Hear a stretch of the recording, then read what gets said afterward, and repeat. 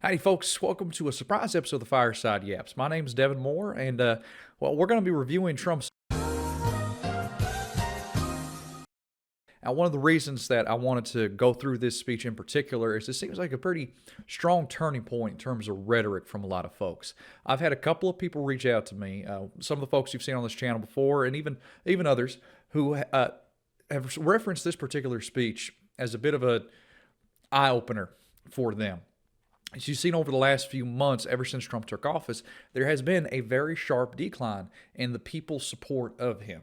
Now, the one text message I got, which I'll highlight here, is from a friend who I'll call Charlie for anonymity's sake, excuse me. He said, "You were so incredibly right, and it's terrifying. Literally everything you said that would happen is happening." Now, Charlie is a bit more conservative than your average folk, a bit of a gun nut, and he kind of leans more in that political spectrum of Gen Z who just didn't really care or even supported Trump to a certain extent. And when Trump was elected, Charlie told me is that, hey, it won't be that bad. And I told him, like, I hope you're right. And to be honest, ever since then, I think he's had I haven't talked to him in months. But this particular speech really spoke to him as to the slide we're having in terms of our democratic norms, the authoritarian policies of the current Trump regime. I'm going to say regime because it's a fucking regime. Screw it. And this speech in particular represents a very historic moment. I don't want to overemphasize this particular speech because at the end of the day, and we'll discuss this at the end of this video, at the end of the day, this speech is kind of a show of talk, not a show of force, a show of talk. Trump is not speaking to the generals in that room. Trump is speaking to the Fox News audience at home who's going to watch this speech. Now, before I get into what Hegseth says specifically, I want to make a little legal statement. Absolutely nothing I say reflects upon any employer, potential, future, or now, and all of these opinions are of myself, the Fireside Chats LLC, trademark copyright. Nothing represents anybody else besides what's up in here, opinion-wise. That being said, I'm going to briefly touch on what Hegseth says. I don't want to cover all of it because what Hegseth talked about was a bit more nuanced than what Trump talked about. Hegseth went over general policies, and I'll be completely honest, some of them are actually not bad policies. Some of them require nuanced talking points for either side. You may split on it. I have a lot of opinions about Hegseth, not all positive. That's all I'm going to say for right now. We'll address that later. But what he said, speaking objectively, was not all bad. And it's important that even if I have strong opinions, I remain objective about them. It's the only way I have any kind of credibility around here. That being said, at the end of the day, even Hegseth was doing this for political reasons, not for an actual practical anything.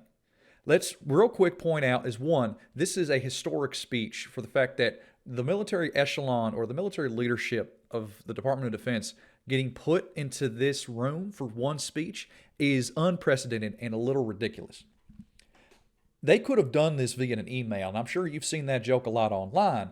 And yeah, they could have.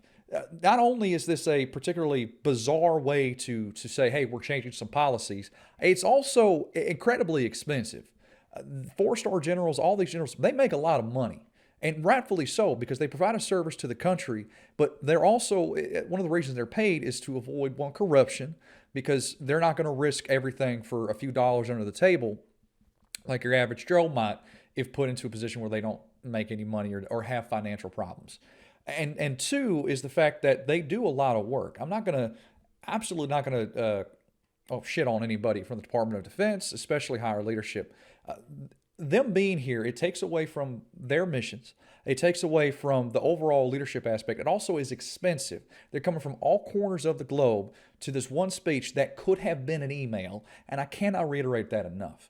When you consider is that not only the general, and if you know anything about military ranks, you see officers and higher enlisted folks in that audience, because generals do not travel alone. They travel with an entourage, and very much they work together with some of those higher enlisted members at their particular command units, whatever you want to say. So doing this was a waste of money and an administration that will literally nickel and dime USAID, but doesn't care about this stuff. An administration that is spending Who knows how much money on a ballroom, but will nickel and dime when the Fed is apparently re-upping its buildings. It is a level of ridiculous hypocrisy. It's also the timing of the speech is highly important because now, as of recording this video, but a couple of days after this speech, you had the government shutdown that Trump was doing nothing to help alleviate or help prevent. You had you have multiple National Guard units being mobilized for different cities around the country. And the Trump administration says, yeah, let's just go talk to a bunch of generals who ain't got nothing better to do. We're going to stop this video here and there because, one, I can't stand hearing this moron talk. I'm going to be honest with you. I don't think a lot of other people can either. He is just not a great speaker. And even Fox News has to turn away from his speeches every now and again because it's just rambling on and on. So we're going to go through as best we can, give y'all a chance to get a break, pause, hear hopefully my more pleasant voice, but see how far we can get. Thank you very much, Pete. Great job you're doing, too. Fantastic job. I've never walked into a room so silent before. This is very... Don't laugh. Don't laugh. You're not allowed to do that. You know what? Just have a good time. And if you want to applaud, you applaud. And if you want to do anything you want, you can do anything you want. And if you don't like what I'm saying, you can leave the room. Of course, there goes your rank. There goes your future. But you just feel nice and loose, okay? Because we're all on the same team. And I was told that, sir, you won't hear a murmur in the room. I said, we got to loosen these guys up a little bit. Real quick, I think customarily the president would allow the military members to sit. I don't know what exactly happened there or why he didn't, but I don't want to make a political conversation as to why he didn't do that. Probably just didn't think about it. It's kind of dumb that he didn't. So you just have a good time, but I want to thank Secretary Hegseth and General Kane, General Raisin Kane for a reason they call him that. When I heard his name, I said, you're the guy I'm looking for. The Joint Chiefs of Staff and so many others in this room who together represent the greatest and most elite fighting force in the history of the world, the United States military. We're very proud of our military. I rebuilt the military during my first term. It's one of the greatest achievements. We had the greatest economy in history, and I built the military. This is a nonsense thing he said back in 2017 when he came into office the first time. It ultimately, on a grand scale, what he did was relatively minor during his first term regards to, I guess, military ammunition or what have you. There was no major difference between 2016 and 2017 or 18 in regards to arms, weaponry that the military had access to. You did see during Joe Biden's term, there was a bit of a concern regarding heavy weapon systems that were being sent to Ukraine and an inability for the United States to properly provide that ammunition system for their own troops and to Ukraine. However, it's important to note is that there were no guns in the barrels, which Trump tries to proclaim a lot. Those are the two things I say more than anything else. And I also kept us safe at the borders. We had very good borders. One thing that I've been telling a lot of people is that when he talks about the borders from his first term to now, again, it's hard to believe what he says, regardless of what the statistics show, which they don't really support him on this, is he talked about nothing but border wall, wall during his first term. Now it's ice, ice, ice, ice. The wall is meaningless. So whatever he did during his first term, apparently the wall didn't work, so now it's only ice, and he's never even mentioned the wall. It is, again, a ridiculous talking point that he just brings up at every possible campaign rally, and I cannot express enough that we're about 2 minutes into this video, and he has yet to address why he's there or the people in the room. He's just talking about himself. We didn't have people coming in from jails and prisons and everything like took place over the last 4 years. They'll never forget what happened to this country over the... Random thought, but Donald Trump also stated that the F-22, which is a fighter jet, one of the most up-to-date fighter jets, not only the U.S. military, but the entire world military, said that it needs a double engine. Was that the F-22, or he said that about the F-35, which is also the premier fighter jet in the U.S. military. He said the F-35 needed a new engine, needed dual engines, not just a single engine. I double-checked myself there. He said the F-35 needed dual engines for some reason, which is A ridiculous thing, and I don't think has become a policy point of either himself or the U.S. military, but to show how much of an expert he is, that's what he claimed needed to happen a while back. Don't let them forget that this is the man who just speaks out of his ass for no reason. The last 4 years with the incompetence. There could be no higher honor than to serve as your commander-in-chief. It is a great honor. There we go. Now he's And talking look at about you, just something selfless. incredible people. Central casting, I might add. To each and every one of you, I thank you for your unwavering devotion to the armed forces and to the country that we've all sworn a sacred oath to defend. We all have that oath, every one. Now, I'm going to double check myself here, but one thing that's very ironic by this is Trump actually argued in court that he doesn't technically have to uphold his particular oath. Sorry, I double checked myself. Trump said in an interview that when asked, does he have an oath to uphold the Constitution, he replied with, I don't know. I'm thrilled to be here this morning to address the senior leadership of what is once again known around the world as the Department of War. I know Pete spoke about it. He gave a great speech, I thought. Great speech. I don't want him to get so good. I hate that. To clarify, it's still the Department of Defense per an act of Congress. It requires an act of Congress to call it anything other. You know? No, I hate it. What Trump did was he basically made it a nickname. The Department of Defense, i.e. Department of War. It's stupid, ironic, and done for purely political Twitter reasons. I almost fired him. I said, you can't, I don't want to go on after that. No, he gave a great speech, but he talked about Department of War. We were sitting there. I said, didn't it used to be called the Department of War? And he goes, yes, sir.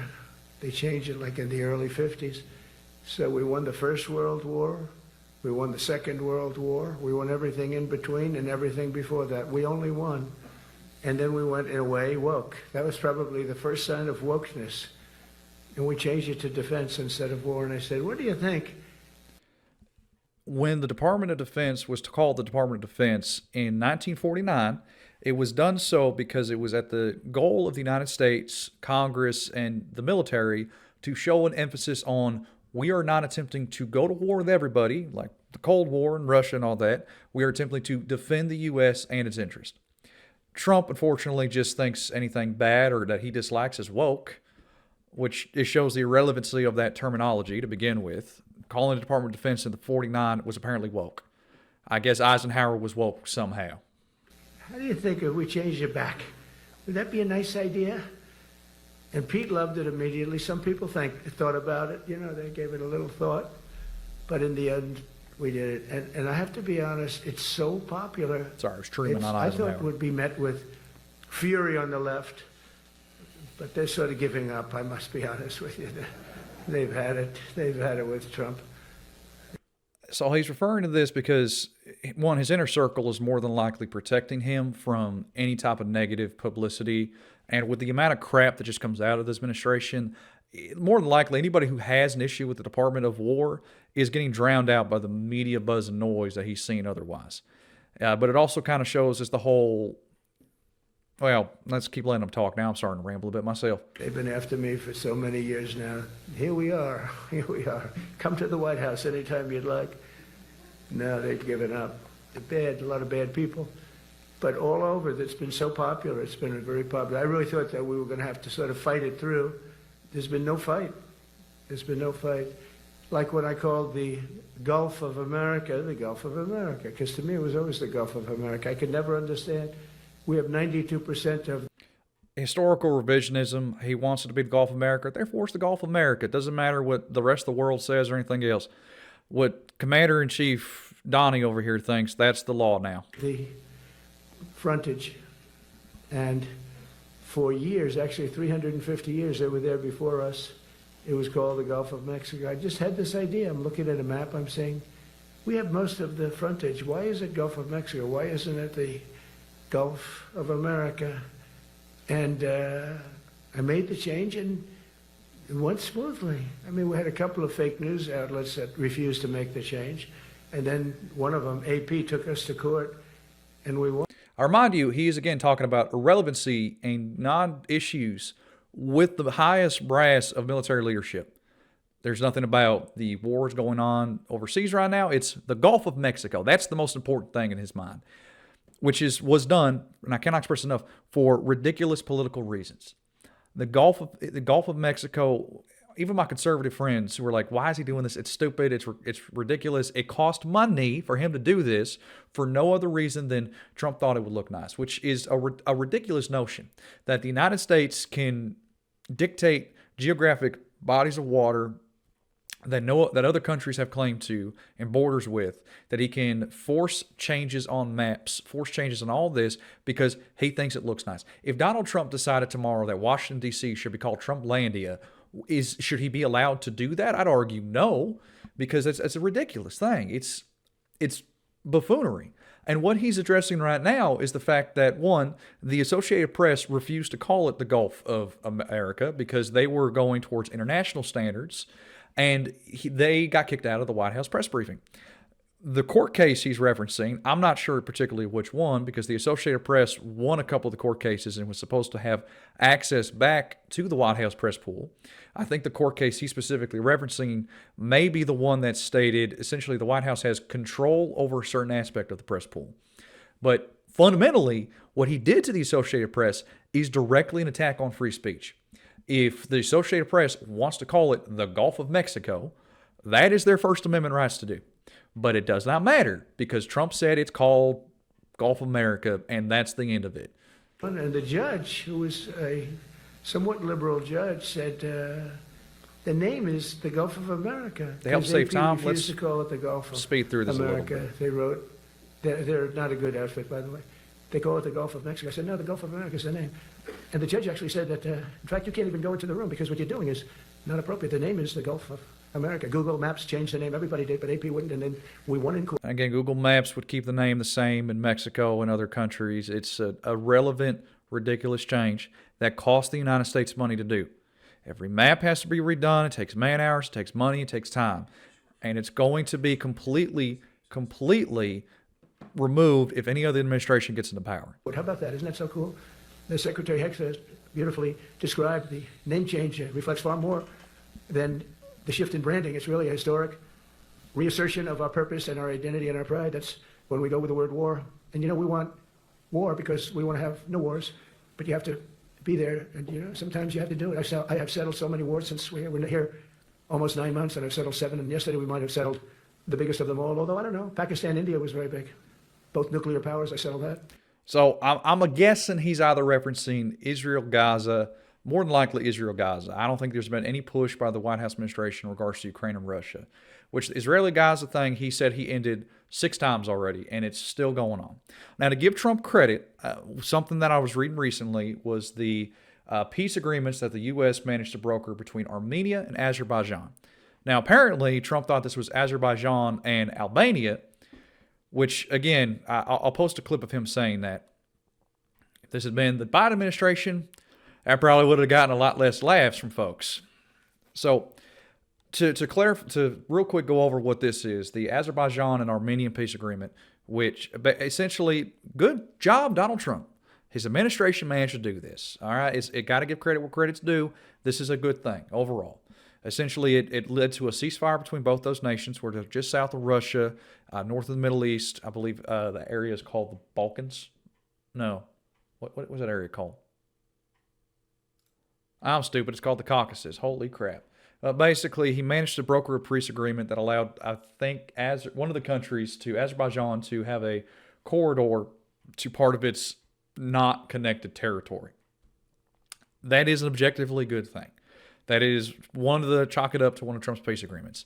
Unfortunately, he's such a freaking idiot that when he was asked about it later, he's like, are Azerbaijan and Albania, which is a country in Europe that has nothing to do with it. But again, if this had been Joe Biden, he'd have been old and brain dead. Donald Trump, just another Tuesday. But yesterday could be the settlement in the Middle East. That hasn't happened for 3,000 years. I said, how long have you been fighting? 3,000 years. So that's a long time. But we got it, I think, settled. We'll see. Hamas has to agree. And if they don't, it's going to be very tough on them. But it is what it is. But all of the Arab nations, Muslim nations have agreed. Israel has agreed. It's an amazing thing. It just came together. War is very strange. You never know what's going to happen with war.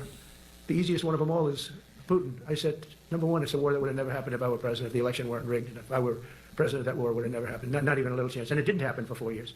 But I knew Putin very well, and I thought that would be easy because I know him so well. Well, That one turned out to be the hardest of them all. We had some that were not settleable, and they all got settled.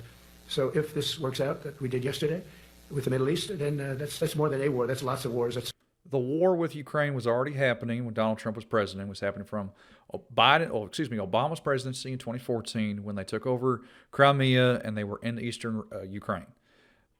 The full escalation, the full mobilization, which is what a lot of people commonly, in layman's terms, say is the start of the full Ukraine conflict. That happened in 2022. Trump is gaslighting a little bit because, one, he just says this. There's no way to fact check him, like, would the war have started or not? But if you look at the escalatory actions that Russia did during his administration, there's nothing to suggest they weren't fully prepared or going to end up in this position. In fact, the only reason I think they did not go to war is because Russia is really hoping that Donald Trump weakens NATO and therefore allows them to escalate. Because you see recently, another thing, doing the stupid speech while we're having Russian fighter jets enter NATO airspace. Figure that one out. Let's bring all the generals away when there's this escalatory actions happening on NATO allies. Poland, I think a couple weeks ago, just activated Article 4 of the NATO treaty. But yeah, can stop this war anytime. He just has to try hard enough, I guess. all combined. That's a lot of wars. Many of you were over there, many different capacities in many different countries. That's a big part of the earth. But if that works out, it would be 8+. I could give myself 2 or 3 for that one. And then we just have the one to settle. We have to settle it up with President Putin and Zelensky. Got to get them together and get it done. But the only way we can do that is through strength. I mean, if we were weak, they wouldn't even take my phone call. But we have extreme strength. We had the horror show in Afghanistan, which is really the reason I think that Putin went in. He saw that horror show by Biden and his team of incompetent people. And that showed, I think it gave him a path in. I wasn't there any longer. I watched that, and it was so horrible. I think it was the most embarrassing day in the history of our country. There's a lot to be said about the Afghanistan withdrawal. Ultimately, the fault falls on Joe Biden for doing it. However, it's important to note that Donald Trump and his administration on 9/11 made a deal with the Taliban to completely withdraw from Afghanistan. They signed a deal, Donald Trump did, to get out of Afghanistan completely. They did not include the Afghanistan government. They did not include the then Afghanistan government. They decided to kick them out. They also, and I cannot express this enough, told the Afghanistan government, which was then U.S. ally, to release all the prisoners that they had. Every single prisoner that was held, including Taliban terrorists, including former members of al-Qaeda, the Trump administration forced the Afghanistan government to release all of them, which greatly bolstered the Taliban's numbers. And I do believe that the bomber of those Marines, when we were pulling out of Afghanistan, that suicide bomber, I'm going to get flagged for that, but the bomber was himself somebody had been released by order of the Trump administration.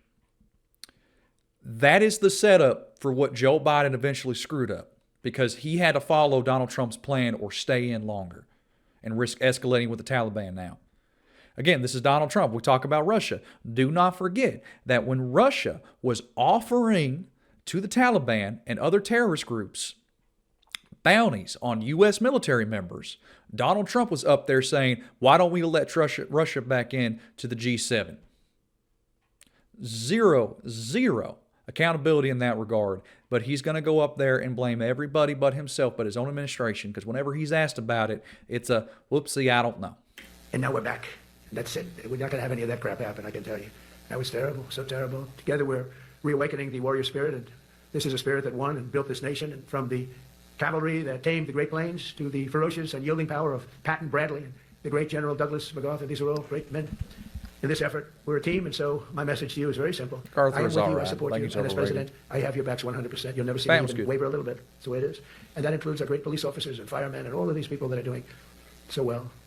Together over the next few years, we're going to make our military stronger, tougher, faster, fiercer, and more powerful than it has ever been before. I rebuilt our nuclear, as you probably know, but we'll upgrade that also and just hope we never have to use it. We have to hope we never have to use it, because the power of that is so incredible. I see things I don't think they show it to you. I really wouldn't want them to show it to you. Yeah, just as a real quick reminder, Trump administration fired engineers in regards that were tasked with the safety and part of the Environmental Protection Agency, the EPA, nuclear engineers that are tasked with the safety of nuclear weapons. They fired all of them, realized they were responsible for nuclear weapon safety, and then tried to hire them all back. So he's doing a great job at that. But when you see the result of what's left, you never want to use that. Never, never, ever. I don't think he's ever seen the result of a nuclear weapon exploding at all. I don't.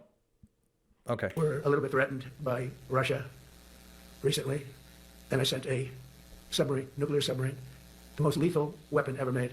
Number one, you can't detect it. There's no way. We're 25 years ahead of Russia and China in submarines. Russia's actually second in submarines. China's third, but they're coming up. They're coming up. They're way lower in nuclear too, but in 5 years they'll be equal. They're coming up. And you don't have to be that good with nuclear. You could have 1/20th what you have now and still do the damage. That would be, that'd be so horrendous. But I announced that, based on his mention of nuclear. So this is a little speculation on my part. I'm gonna be honest with you, but again, it's the first time I've listened to this in its entirety. Him describing that is kind of an odd thing for him to do, because yes, objectively we are vastly ahead of Russia and China in terms of our technology. Thank you, other countries in the world that help contribute to America's science infrastructure. Thank you, other immigrants who help contribute to America's science infrastructure. I remind y'all that in the 1930s, it was Jewish Germans that helped us build, 1930s, 1945s, or 1940s, part of the Manhattan Project. It was refugees, Germans who came to the United States to escape Nazi Germany that helped us build the atom bomb originally. That has not changed. We have recruited some of the world's best and brightest from around the world. They have helped build a lot of what makes America today America. Super random side tangent. But the reason I think it's a little bizarre that he's stating this is he gets intelligence briefings. And the intelligence briefings say, yeah, we think Russia or China is so many years behind us. This is 100% speculation. I could be wrong. Purely my opinion. I don't know why he's giving such specifics on that. I really think he may have, if you watch Trump's speeches, if you listen to him talk, if you see how his mannerisms are, there is a reoccurring thing. I think he may have been briefed, which is not good that he's just spouting it out there that, oh yeah, we're 15 years ahead, because that lets Russia know, oh, they know how far behind we are. That lets China know they know how far behind we are. And it's overall, when you get to the world of espionage, intelligence gathering, it's just weird. It's just weird. He's not wrong. It's kind of a minor point, and it's more speculation than anything. I just want to reiterate the immigrant aspect, because there are people that contribute to this country's infrastructure, military, that were not born here this generation or even the previous generation. And it was really a stupid person that works for. I mentioned the word nuclear. I moved a submarine or two, I won't say about the two, over to the coast of Russia, just to be careful, because we can't let people throw around that word. I call it the N-word. There are two N-words, and you can't use either of them. You can't use either of them. And frankly, if it does get to use, we have more than anybody else. We have better, we have newer, but it's something we don't ever want to even have to think about. But when somebody mentions it, that submarine started immediately thereafter. Technically, Russia has, on paper, the most nuclear weapons of any country. And it's just lurking, but I'm sure we're not going to have to use it. But it's an amazing, it's undetectable, totally. Ours is, theirs a totally detectable. We can detect them easily. We go right to the spot. But we have genius apparatus that doesn't allow detection. It doesn't allow detection at all by anybody above water or below water. It's incredible. We're way ahead of everybody in that, and other things. I'm pretty sure you can detect a submarine above water. That's not... As a result of the exciting renewal of the spirit of our armed forces, and that's what it is. It's really reaching that spirit, unprecedented heights. Over the past 8 months, new enlistments, I'm so proud of this, have surged to record highs, the highest we've ever had. And we used to have recruiting shortages. If you remember, about a year and a half ago, I was at the beginning stage of a campaign.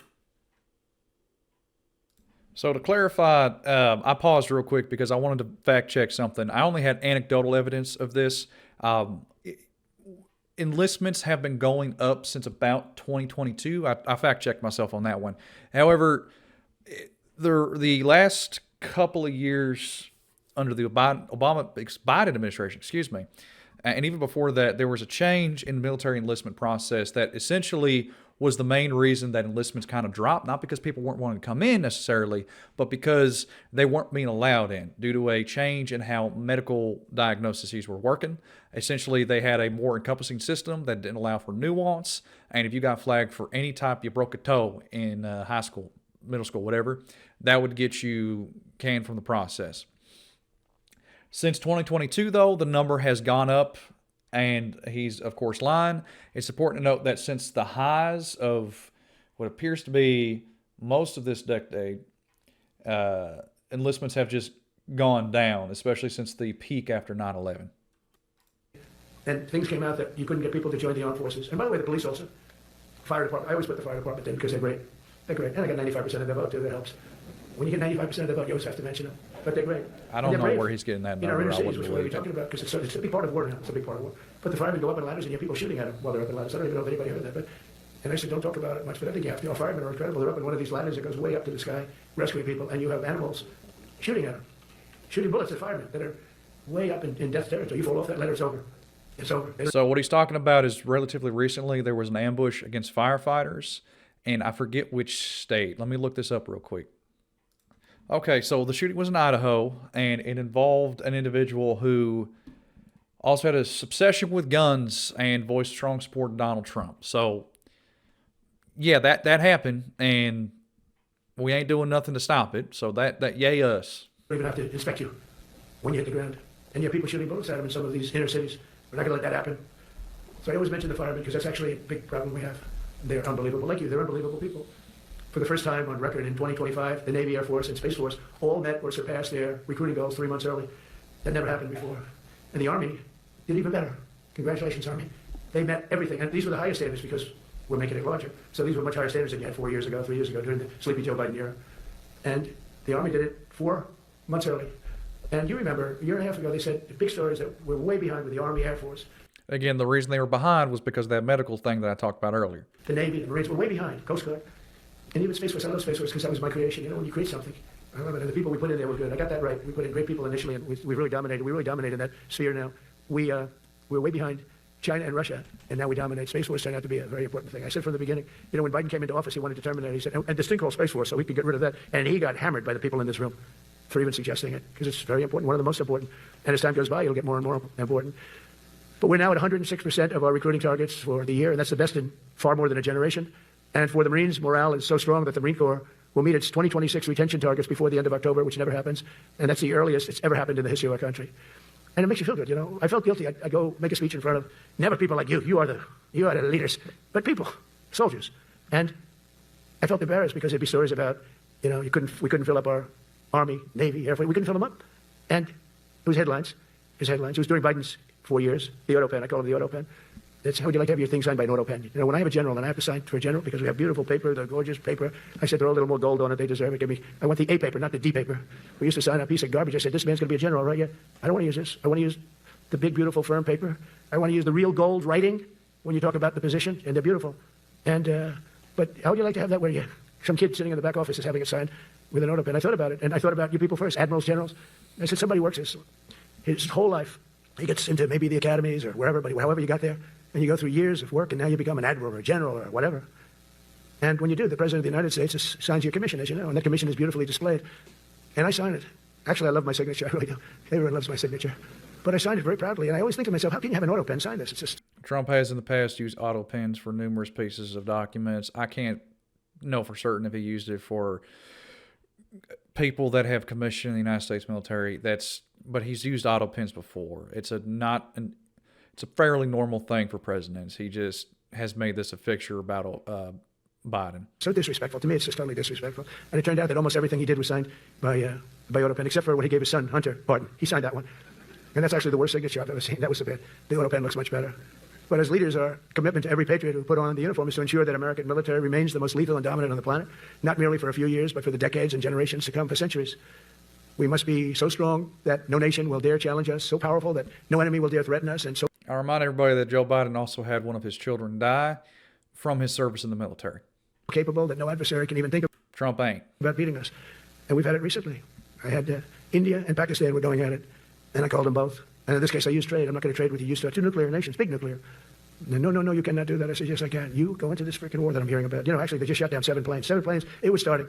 There's a lot of bad blood. This didn't just happen. This happened a few months ago. Yeah, so this happened back in May and lasted till about April. I haven't seen anything in the news stating that this happened again recently or that they've re-escalated. What Trump did to de-escalate the talks is, I don't know. He could be speaking the truth here. I'm inclined not to believe him because there's a lot of other people involved, to include China, in trying to de-escalate that particular conflict. And even then, every time Trump announced, I think that I might be getting this confused also with the Iran Israel thing, but when Trump announced a ceasefire, literally an hour later, there were still missiles flying. So it's a little difficult to know for certain what he's actually being truthful or not. And I said, you do this, there's not going to be any trade. And I stopped the war. It was raging for 4 days, but that was just the beginning. And we stopped it. It was a great thing. And the Prime Minister of Pakistan was here, along with the Field Marshal, who's a very important guy in Pakistan. And he was here 3 days ago. And I didn't even realize it as beautiful as he said it, but he said that to a group of people that were with us, 2 generals, but a group, he said, this man saved millions of lives because he saved the war from going on. And that war was going to get very bad, very, very bad. I like to point this out every time someone mentions something. World leaders know that if they stroke Trump's ego, he's very nice. He's much more agreeable to them. As long as they make Trump feel good and say nice things about him, he's much more agreeable to them. President Trump saved millions and millions of lives. That was a bad war. And I was very honored. I love the way he said it. Susie Wiles was there. She said that was the most beautiful thing. But we saved a lot of them. Saved a lot of them. Even in Africa, we saved the Congo with Rwanda. They've been fighting for 31 years, 10 million people dead. I got that one done. And very proud of it. So if this works out, we'll have 8 in 8 months. That's pretty good. Nobody's ever done that. Will you get the Nobel Prize? Absolutely not. They'll give it to some guy that didn't do a damn thing. They'll give it to a guy that wrote a book about the mind of Donald Trump and what it took to solve the wars. And he'll get the Nobel Prize will go to a writer. I don't like to quote the Bible too much, but it speaks a lot. I think that anybody that actually serves Christianity or the Word of God, as folks claim Donald Trump does, humility and being humble are not things I would use to describe this man, but like that just emphasizes it a lot. No, but well, let's see what happens. But it's be a big insult to our country. I will tell you that. I don't want it. I want the country to get it. But it should get it because there's never been anything like it. Think of it. So if this happens, I think it will. And just to fact check myself, a peace agreement between Rwanda and the DRC was signed on 27 June 2025. That's probably what Trump's referring to. As of September 2025, the implementation of that agreement has stalled. So, things require nuance. Well, I don't say that lightly because I know more about deals than anybody. This is what my whole life was based on. And they can change, and this can certainly change. But we have just about everybody. We have one signature that we need, and that signature will pay in hell if they don't sign. I hope they sign for their own good and we create something really great. But to have done 8 of them is just like such an honor. And then we have Putin and Zelensky. The easiest one of them all. I said, that one I'll get done. I thought that was going to be. To reiterate what I was saying a minute ago, because he rambles, the Rwanda-Congo thing, it kind of shows the Twitter-in-chief. That's what he is the Twitter-in-chief. We signed a deal. It's great. Good deal. Move on to the next thing. Take advantage of the media cycle. Just let folks not pay attention. We signed a deal. Rwanda, one of 8 peace agreements. We fixed the world. 3 months later, Rwanda is having more conflict and silence from Trump, from the media, from everybody. Because now we're on to the next thing. Oh, we just ended the Indian-Pakistan war. Silence. Again, it's Twitter-in-chief. Almost everything that he's going to say here, I could stop and say, hey, he's wrong, he's wrong, he's wrong. Because ultimately he is. When you look more into something, it makes a lot more it's a lot more complicated than the grade school level communication skills he seems to have. First, the others were much harder. Some of them. Azerbaijan, this was going on for 36 years. They said, it's not solvable, so you don't do it. I said, I will do it. I will do it. And I got on the phone with the 2 countries. They were great. They were great. I knew immediately. I knew as soon as I started talking to them, we're going to solve that war. We did. Now they're so happy. Now they're friends. One said he's been president for 32 years, 22 years. He said, for 22 years, I did nothing but kill his people. They were in the room together at the Oval Office. And they started off spread like this. I have the beautiful Resolute desk. And one was here, and one was here. You couldn't get further away. That's the furthest I've ever seen 2 people in front of me. And as the hour went by, they got closer, closer, closer. And at the end of the hour, we had it done. And they hugged and hugged and hugged. And I said, that's so nice, and you're going to remain friends. And I spoke to them, one of them the other day. He said, no, he's now my friend. But for 22 years, he's been the head of Azerbaijan for 22 years. And the other guy, great guy too, 7. And you know that war. That was a war that was not solvable. He said for 7 years. The other one said for 22 years. All I did was kill his people. That's all I've done. I said, well, we're going to put a stop to that. So we solved that. So it's a great thing. It's a great feeling. You're saving Kosovo and Serbia. You're saving so many lives doing this if you can do it. But our people deserve nothing less than the very best, and we're never going to let them down. And if we can solve wars instead of you having to fight wars, wouldn't that be wonderful? Right? Wouldn't that be wonderful? That's why one of the first executive orders I signed upon taking office was to restore the principle of merit. That's the most important word, other than the word tariff. I love tariffs. Most beautiful word. But I'm not allowed to say that anymore. I said tariff is my favorite word. I love the word tariff. We're becoming rich as hell. We have a big case in front of the Supreme Court, but I can't imagine, because this is what other nations have done to us. Ramble, ramble, ramble, ramble, tariffs, tariffs, tariffs. I'm so great. And we have great legal grounds. Oh, but you still have a case. It would be very bad if something happened. But I said, my favorite word in the English dictionary is the word tariff. And people thought that was strange. And the fake news came over and they really hit me hard on it. They said, what about love? What about religion? What about God? What about wife, family? I got killed when I said tariff is my favorite word. So I changed it. It's now my 5th favorite word. And I'm okay with that. I'm okay with that. But they hit me hard. But it is. I mean, when you look at it, we've taken in I think it's funny. What do you want? trillions of dollars. We're rich, rich again. And there'll never be, when we finish this out, there'll never be any wealth like what we have. So to fact check the tariffs, prices of goods have gone up, but the federal government now has more money taken from tariffs. That doesn't offset the money it's spending on the big, beautiful bill. That doesn't offset the tax cuts that they've given to the rich.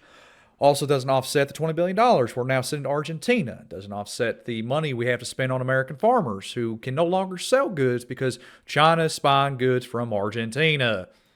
Other countries were taking advantage of us for years and years. You know that better than anybody. And now we're treating them fairly. With the money coming in, as we've never seen anything like it. The other day, they had $31 billion that they found. $31 billion. So we found $31 billion, and we're not sure from where it came. A gentleman came in, a financial guy. I said, well, what does that mean? He said, we don't know where it came. I said, check the tariff shelf. No, sir, the tariffs haven't started in that sector yet. I said, yes, they have. They started 7 weeks ago. Check it. Comes back 20 minutes later. So you're right. It came from tariffs. $31 billion. That's enough to buy a lot of battleships, Admiral, to use an old term. Hold up. We're gonna be petty and fact check them here. All right, he's right about that. That is a lot of money for a couple of battleships. To use an old term. I think we should maybe start thinking about battleships, by the way. You know, we have a Secretary of the Navy came to me because I look at the Iowa out in California and I look at different ships, the old pictures. I used to watch Victory at Sea. I love Victory at Sea. Look at these admirals. It's got to be your all-time in black and white. And I look at those ships. They came with the destroyers alongside of them, and man, nothing was going to stop. They were 20 deep, and they were in a straight line, and there was nothing going to stop them. World War II proved that battleships were highly ineffective against aircraft carriers, which have been the centerpiece of the U.S. Navy since then.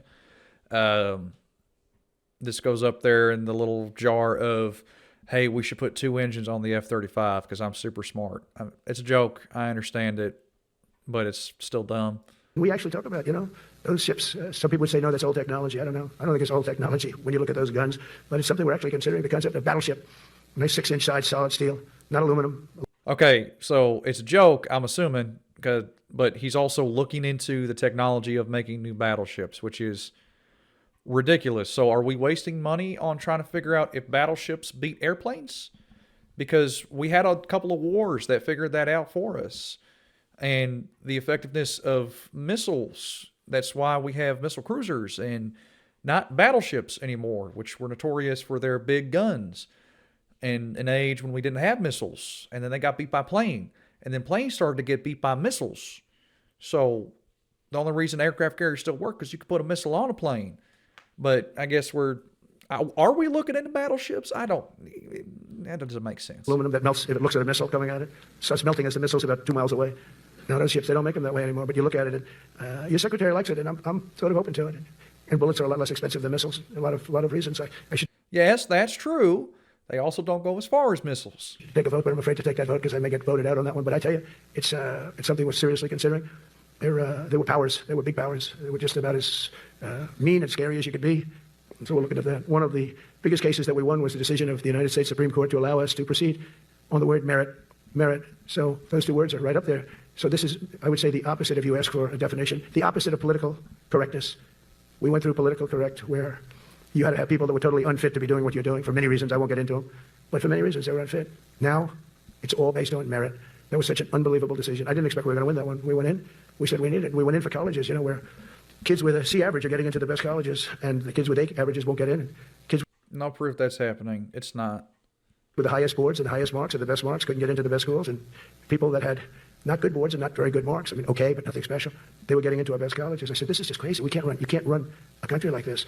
And it was lingering for years, and it got to the Supreme Court, and we won that decision. Merit. Everything's based on merit. You're all based on merit.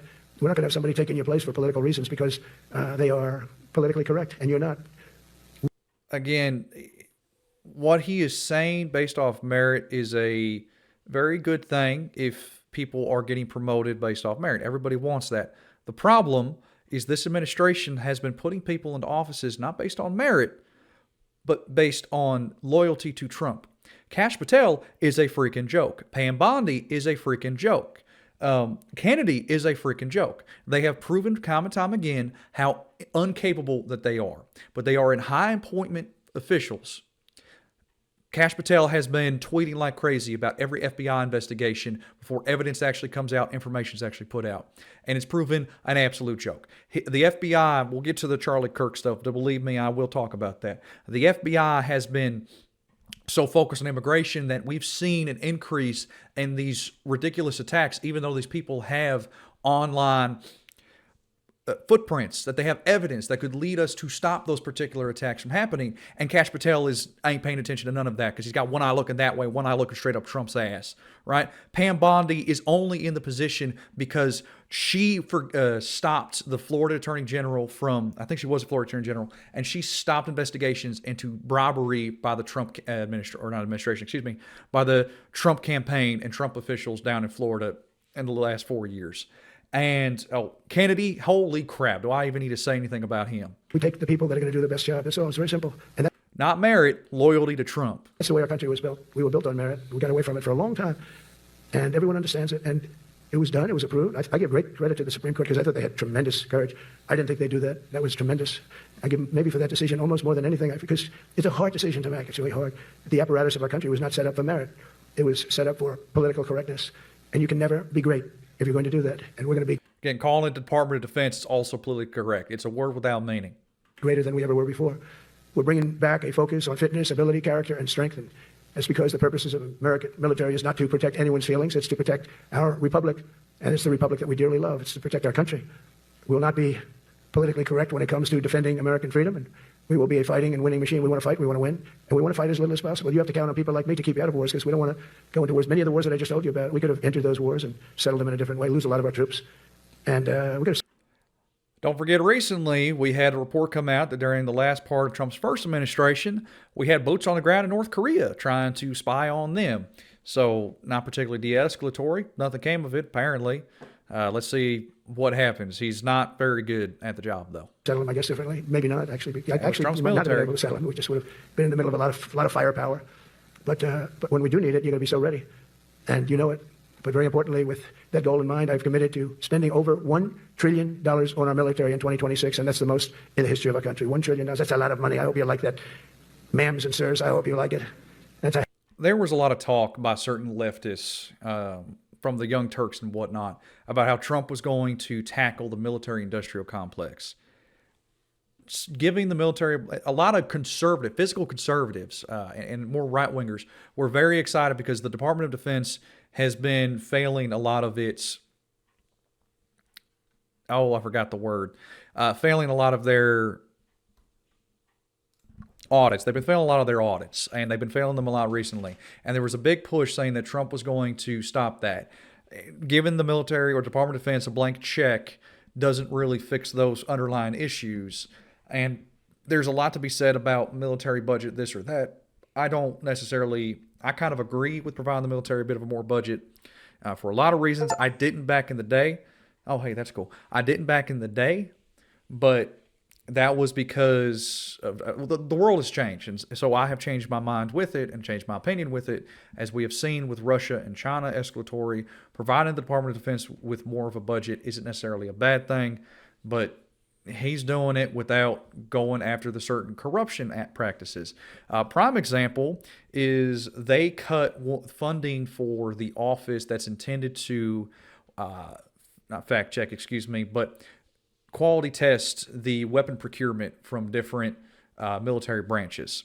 Cutting that office may lead to purchasing something or another that isn't necessarily the best or meets standards. There's always a controversy when it comes to the military acquiring any sort of item. From a rifle, so if you ain't aware, the military's trying to acquire a new standard issue rifle amongst its infantry and other branches besides just the Army. It's going to be in the caliber 7.62 rather than the NATO standard 5.56. And there's a lot of controversy regarding it. I think it's called the XM1 right now. I'm not sure what the final name will be. But that is a long process that more than likely started during Trump's first term. It may or may not now get canceled. The administration also canceled some vehicle procurement. So recently, if you haven't noticed, if you don't know what they are, JLTVs are supposed to replace the very common or very well-known the Humvee that is used in the armed forces. The JLTV was in development since the start of Iraq and Afghanistan, and was specifically to address concerns during those conflicts where the number one casualty of U.S. forces was IEDs. Now, the JLTV, they are no longer going to be manufacturing those, which is supposed to completely replace the Humvee fleet. So what we're going to do in replace that, don't know, but they just kind of canceled that for some reason.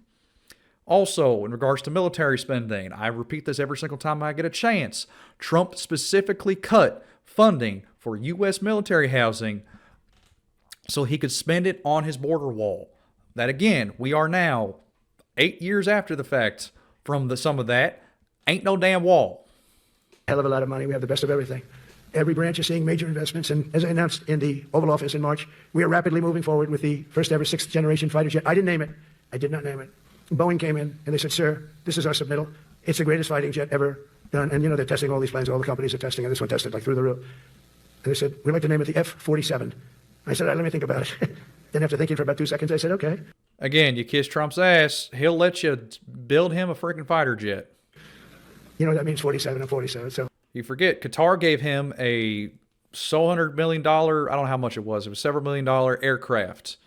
We're giving Qatar money and military equipment because they gave him Air Force Qatar that the military is also spending millions of dollars to fix so that way it can actually be Air Force One.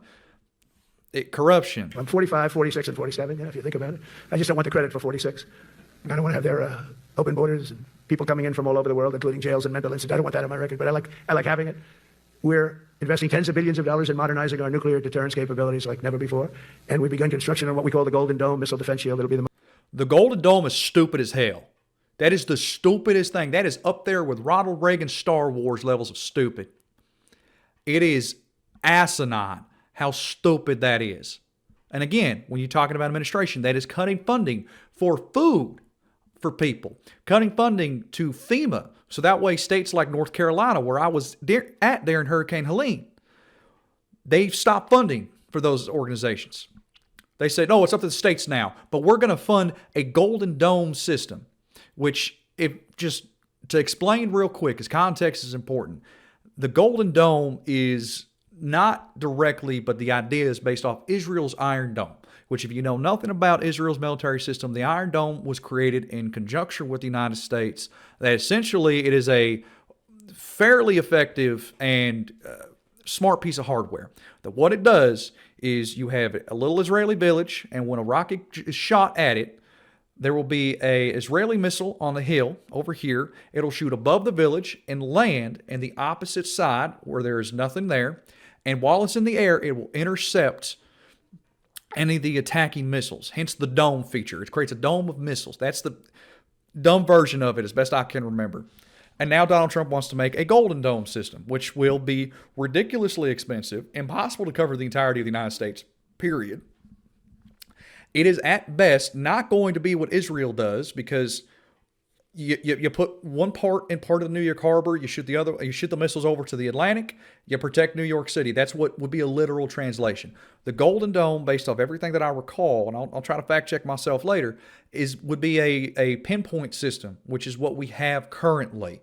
Now, the pinpoint system, it's not the actual name of it, but what it does is it shoots a missile to intercept another missile. We have that on the west coast of the United States, in areas like Alaska, California, and Hawaii. That missile system was designed during the Reagan administration as a side effect of the Star Wars program. It was kind of the end-all effect of that. That requires cooperation not just from the United States, but its allies, Japan, Korea, the Philippines even, Australia as well. Assets positioned close to Russia that if Russia fires or if North Korea fires, we get early detection systems and are able to intercept that missile. Hence why we need allies, and our subsidy of them is not purely one-sided.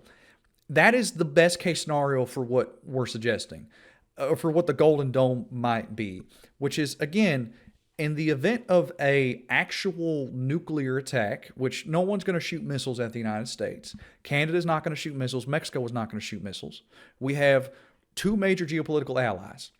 We have, well, maybe three if you count Iran. We have China and Russia. both of whom, if they're going to fire missiles on the mainland United States, they're going to be nuclear. And at that point, the only way that they actually make a strike capability with that is with mutually assured destruction, which he talks about, but apparently don't remember. There is no missile system in the world that's going to stop mutually assured destruction.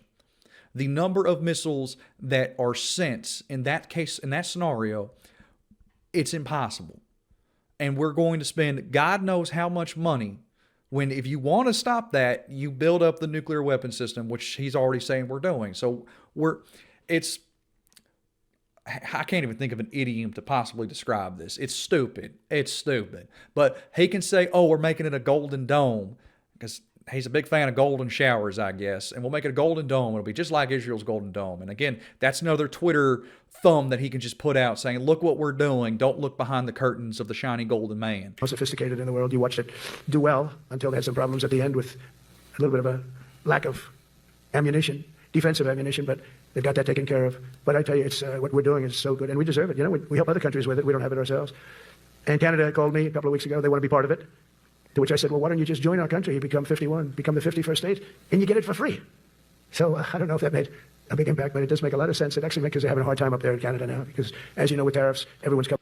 If you're going to shoot down a missile head towards the United States, the best place to put it would probably be somewhere in Canada, because Russia shoots the missiles over the North Pole in certain areas.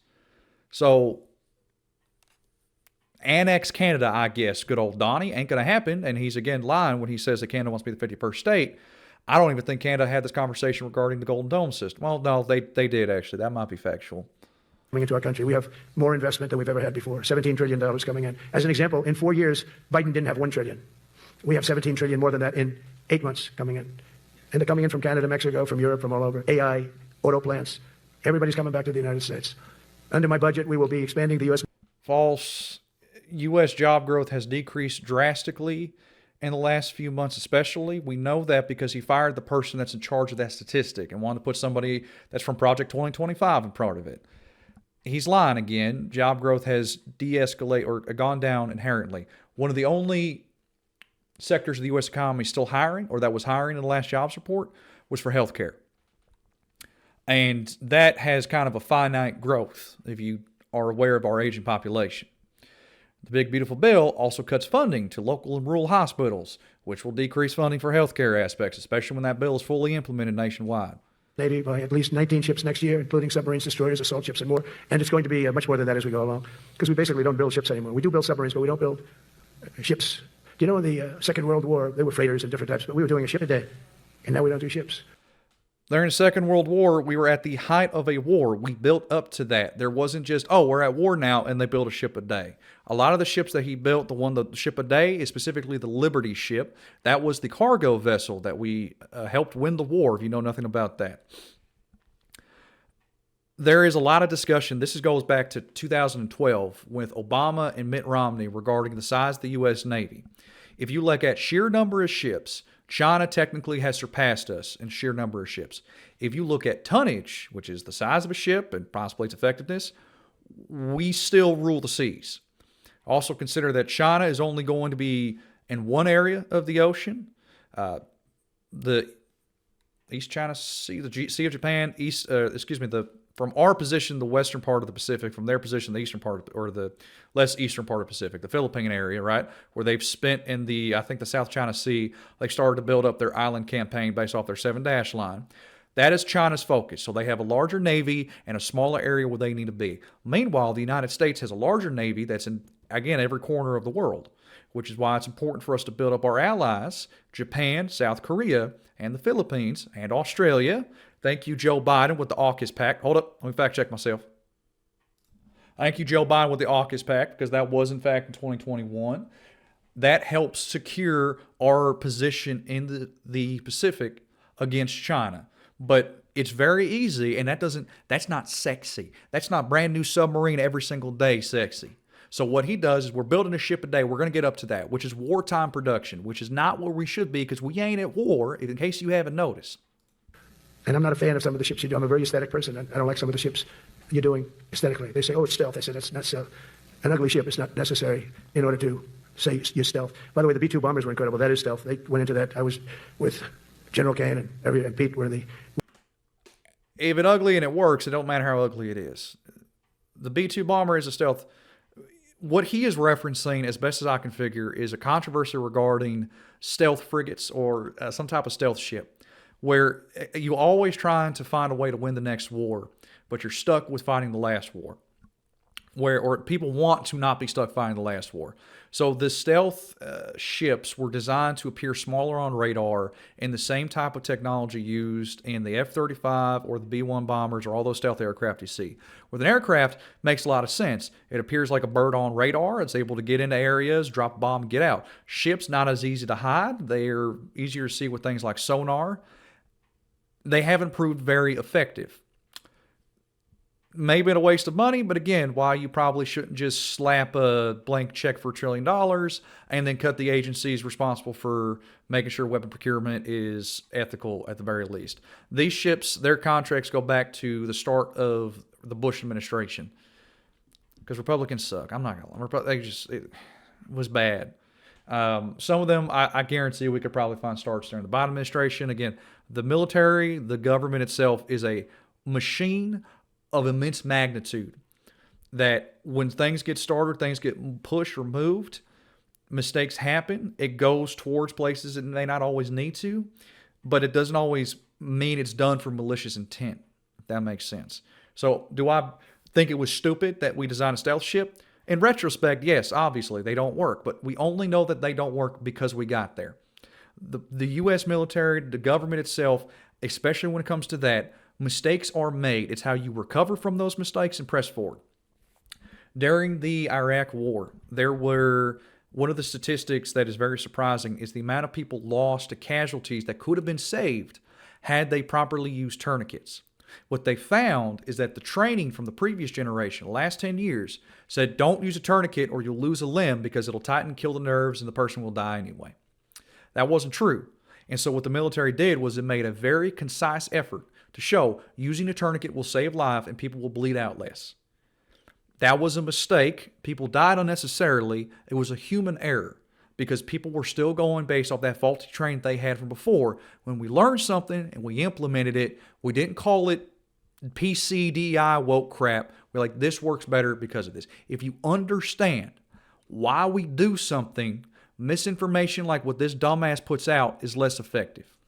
We call it the war room, but we're watching them go in, and they were totally untouched. They were not seen. They were literally not seen. They dropped their bombs. They hit every single one of them, hit its target. It was total obliteration. CNN, when we came back, fake news, CNN, oh, the camera just went off. You know, the camera, every time I mention, they turn the camera off because it's never good. They said, this is a problem. But I don't blame them. You're better off keeping it off. But they have some scammer reporter who started saying, without any knowledge, said, he may not have hit the targets as well as they thought. It may not have been obliteration. He did hit the targets. You know, I got to give us a little credit, right? It was obliteration, it turned out. We're talking about the Iran thing. So the bombing of Iran was effective as in, yes, the bombs hit their targets. How effective were they at stopping Iran from pursuing a nuclear weapon? We don't know. In my opinion, that it's done basically nothing. If Iran wants to get a nuclear weapon, they are allied with Russia, which has the technology. They can give them the resources. They've been doing that since the start of Ukraine. But all he's going to talk about is how it was bombed, problem solved, where we ended it, right? 6 years ago, he talked about how he defeated ISIS, and ISIS is still in the freaking news every single day if you look for it. But there is no evidence or there's no way to verify how much damage was done below the surface. One of the contrary pieces of evidence to Trump and the military right now is the fact that there were no increases in radiation at these particular facilities. Iran, Israel, and what Trump has been doing is a complicated topic that I could go into very deep detail with, and I will eventually, but they're reporting on the facts. There is no way to know it, so CNN isn't fake news for saying it. There's no way to know. Other agencies reported something contrary, but because it's negative against the Trump administration, that's where we're at. The Atomic Energy Commission said it was obliterated. Not only did they hit the target, they had these chutes. And think of this here. Way up in the sky, there was no moon. It was dead dark. Couldn't see a thing. You couldn't see them. But they had, I guess, a beam going right into these chutes. Every single one of those bombs went right down those chutes into a granite mountain. I think it's the last time they're going to build air chutes. They had these air chutes that were nice, beautiful. They were meant for us. But it was total obliteration. And now they give us credit for that. But these people were phenomenal. I tell you, for the Air Force people here, you can be very proud. That B-2, we just ordered a lot of new ones and updated ones. But I'd take the other ones. Let me tell you, they couldn't have worked any better. So I do want to point out that I would argue the U.S. president needs authorization from Congress in order to engage in a military action against somebody, specifically an act of war like dropping bombs. Would be nice if Congress had an input on that, but here we are. Flew for 37 hours total, back and forth. No stops, no nothing. We had 52 tankers loading them up. And that's a job I wouldn't necessarily want too much, flying a tanker, loaded up with hundreds of thousands of gallons of fuel. I don't know about doing that job, Joe.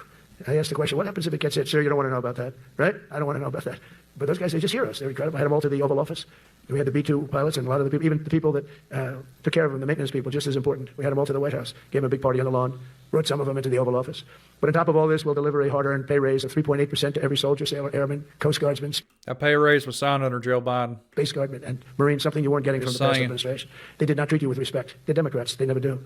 Not only are we rebuilding our Signed under Joe Biden. great strength, but for the first time in years, my administration is actually using that strength to defend the core and vital interests of America. And very simply, we are putting America first. And I have since I've been elected. I've always put America first. It's sort of simple, when you think.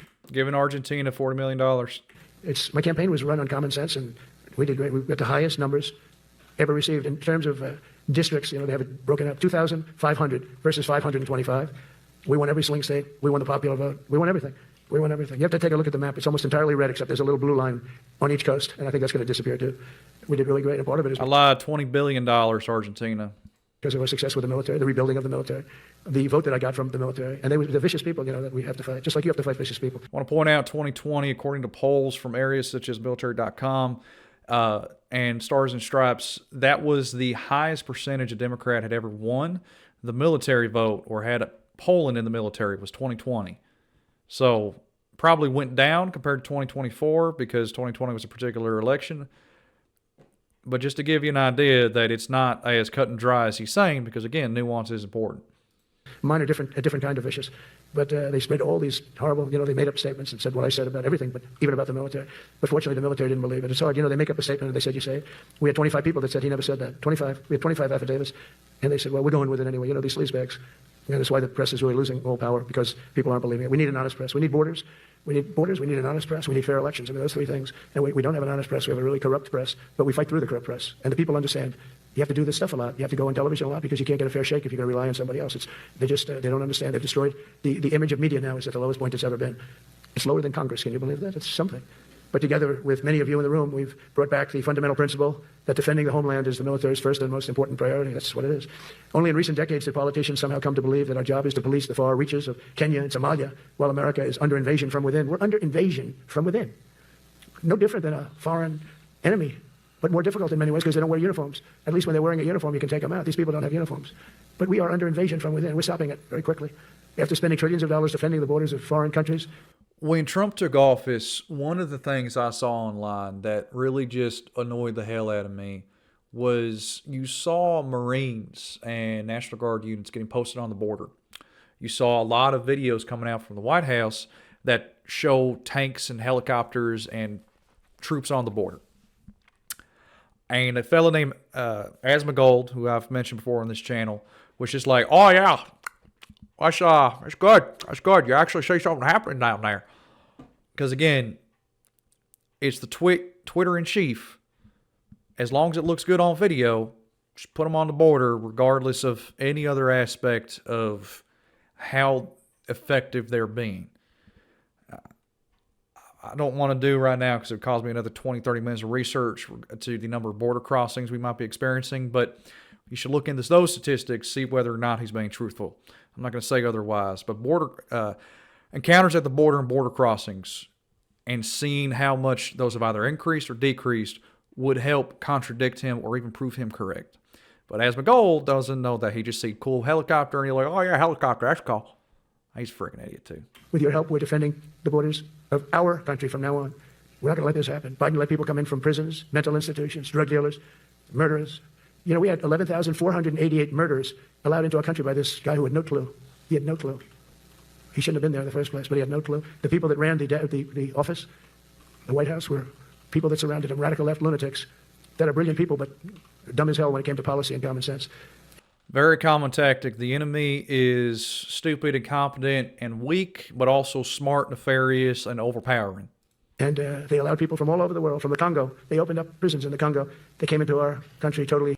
Just a quick Google search. Encounters have fluctuated significantly following a substantial increase in the early 2020s, a peak in late 2023, followed by a sharp decrease in 2024 and near 2025 to near historic lows. So even though Trump, that obviously has had something to do with regards to border crossings, there was already a trend downwards. There's a trend downwards starting at their peak from 2022. Unmatched, unvetted, unchecked. And from all over South America, not just South America. You think South America, no, but from all over. A lot came in from Venezuela. Venezuela emptied its prison population into our country. That's why they have trend. Not true. Nicaragua, one of the worst gangs ever. But we took care of them. We took good, strong care of them. And I just want to thank the National Guard in Washington, D.C. It's embarrassing to say this. Now I can say it because we solved it. But Washington, D.C. was the most unsafe, most dangerous city in the United States of America. And also not true. Objectively untrue. He is lying. He is continuously lying. I cannot express how much he's lying. He put troops next to the National Mall because he wanted a photo op, not because he cared about anything. And hats off to the goddamn National Guard down there, because there were pictures and reports of them picking up trash. Because if you look at LA, you look at the National Guard in DC or anywhere else they've gone to, they ain't done police work. They are going down there, sitting around, wasting money, millions of dollars to deploy the National Guard to these cities. How much money would it cost to actually to fight homelessness and provide housing to homelessness? A fraction of the cost. But that doesn't give him a good photo op. That doesn't show he's putting boots on the ground to take down them libtards. It's horse shit. He is lying every single thing of the way. Crime in Washington, D.C. was not comparable to what Stephen Miller said of Baghdad. It's ridiculous. If you wanted to actually address the issue, you would. He doesn't.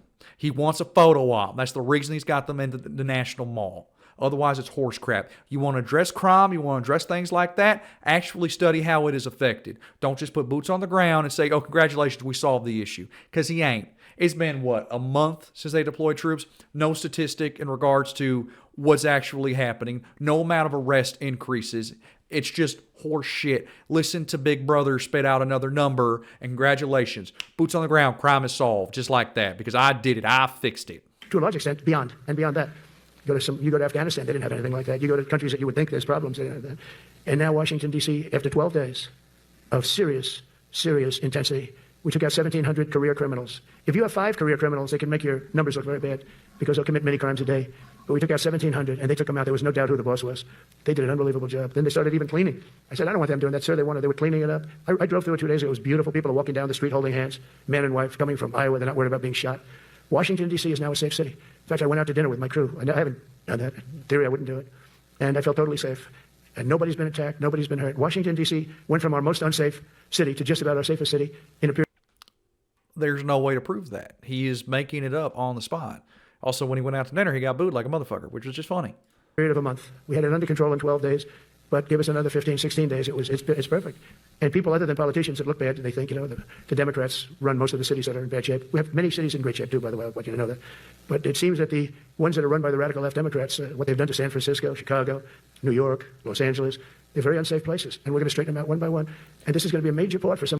The part of this that infuriates me, I have a great deal of trust in the United States military, National Guard or otherwise, but the thing that annoys me about this is every single conservative Republican I know says the federal government shouldn't tell me what to do. I don't want them libtards from California telling me how to live my life. And Donald Trump can be like, yeah, we're going to go into these cities run by radical leftists and we're going to take them over. They're ours now. If you got a problem with it, we'll arrest you. Y'all don't care about the government telling people what to do. You care that the government's telling people you don't like what to do. And some folks want that. And it's absolute horse shit. The military is not telling people what to do in these cities. This is, again, a photo op. Now, the reason I have not been particularly aggravated by him deploying the National Guard, which is stupid and a waste of money, where he could better effectively fight homelessness in these areas, he is deploying the National Guard for a photo op. And the military is made up of folks like you and me and everybody else. People from these areas, from these cities, are not going to go in, start throwing people in the trucks, Gestapo style. That's not what the military is going to do. It's what ICE is going to do, which now has a budget to surpass the gosh darn Marine Corps. For the people in this room, that's a war too. It's a war from within. Controlling the physical territory of our border is essential to national security. Mind you, teachers still can't get a dime otherwise. We can't let these people in. We had no people enter in the last 4 months. Zero. Even I can't believe that. We had millions coming in, pouring in. 25 million all told, and of those 25 million, many of them should never be in our country. They would take their worst people, and their people from prisons and jail, and they'd put them in a caravan, and they'd walk up. CNN was interviewing one person. Oh, why are you coming? I want freedom. Good. Were you in jail? Yes. For what? Murder. He said, you got to see this anchor, a young woman. She's like, I couldn't believe it. She'll probably lose her job. But because the left doesn't want to hear that. But we're running it based on common sense and based on love of our country. But I want to salute every service member who has helped us carry out this critical mission. It's really a very important mission. And I told Pete, we should use some of these dangerous cities as training grounds for our military, National Guard, but military. Because we're going into Chicago very soon. That's a big city with an incompetent government. That right there is why people were so freaked out by this speech. He wants to use cities to be National Guard, or disregard. He wants to use cities to be the training ground for the U.S. military. That's an insane thing for a president to say. That's insane. That is horrifying for some. There is no parallel to what he is suggesting.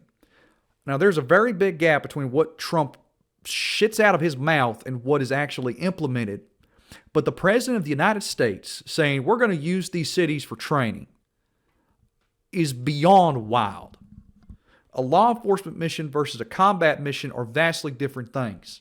Rules of engagement when you're overseas are vastly different compared to arresting people in certain areas. Sometimes it's harder in some respects. But what Trump is suggesting is insane. These are not crime-ridden hellholes. These are places where there are other Americans living their daily lives. And now they are going to be, what Trump is suggesting, used by the U.S. military to train for God knows what. That is horrifying. I will not shut up about it because that is fucking scary. Period.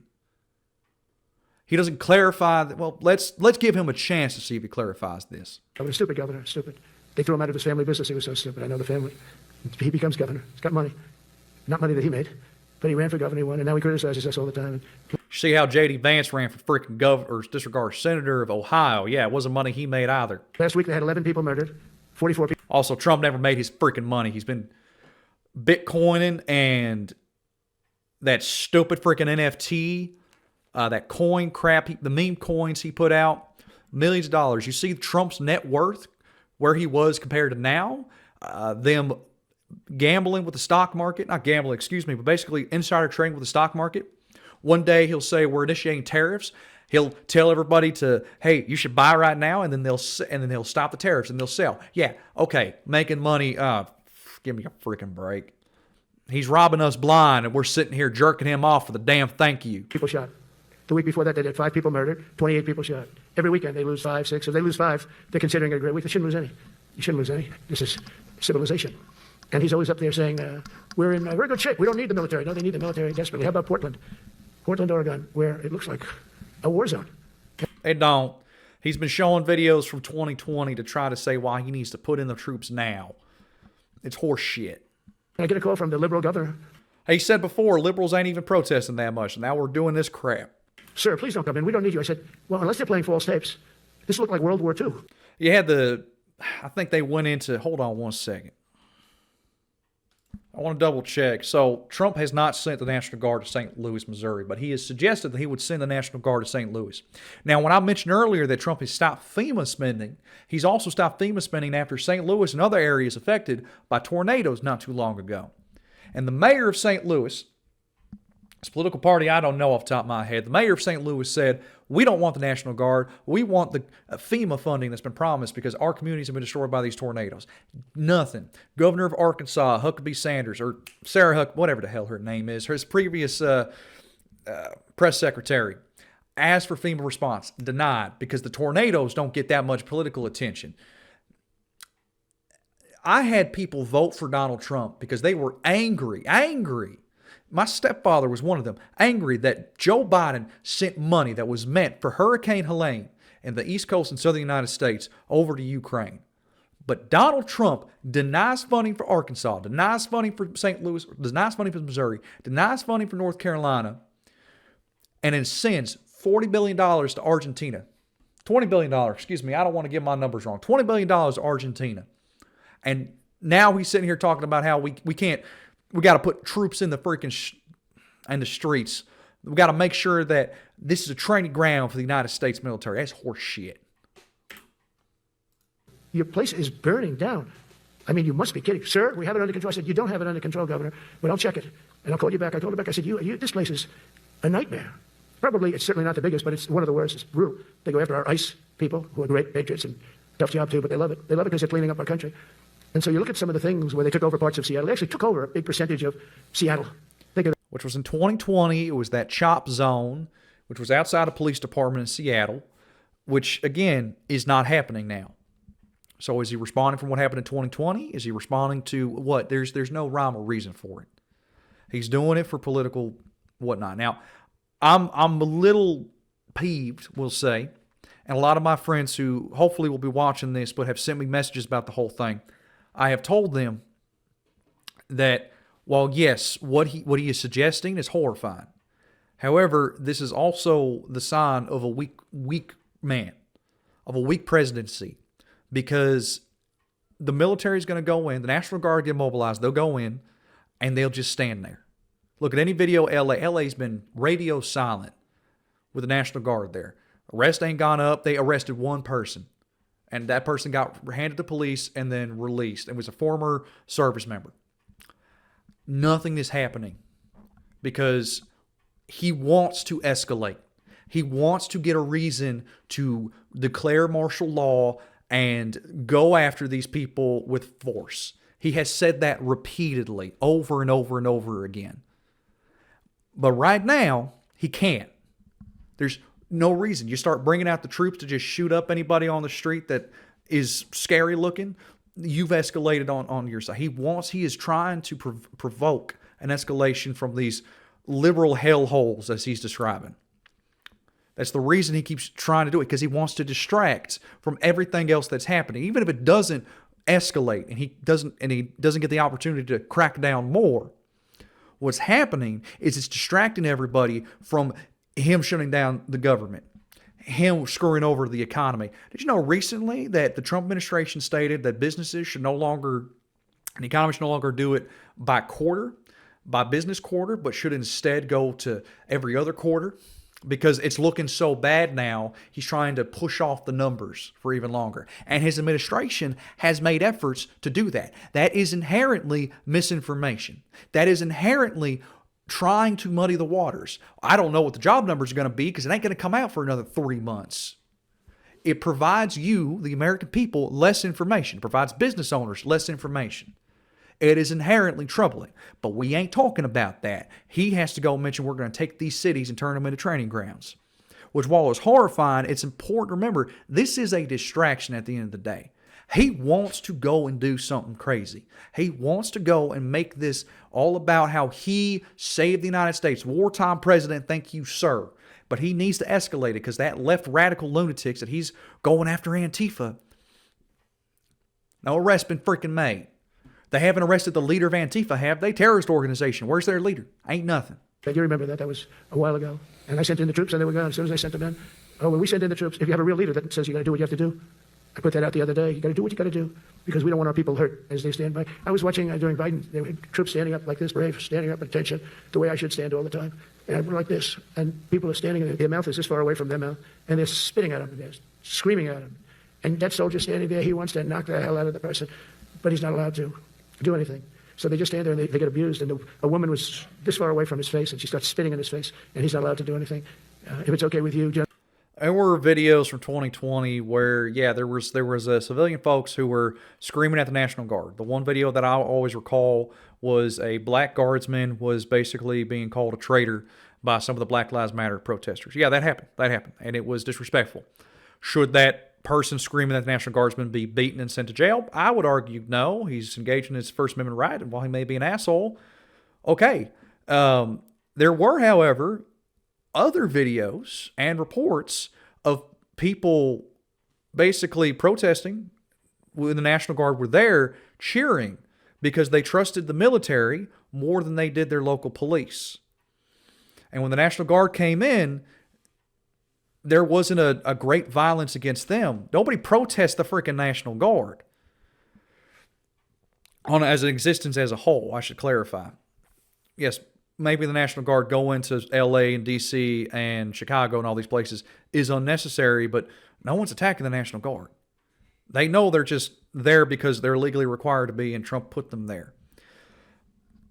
Little tidbit, do y'all know the only point in the last 100 years where the U.S. president has mobilized the National Guard against the orders or wishes of the sitting governor was during the Civil Rights Movement in Arkansas, when the governor did not want school integration to happen, and the National Guard was mobilized to protect black students going to these schools.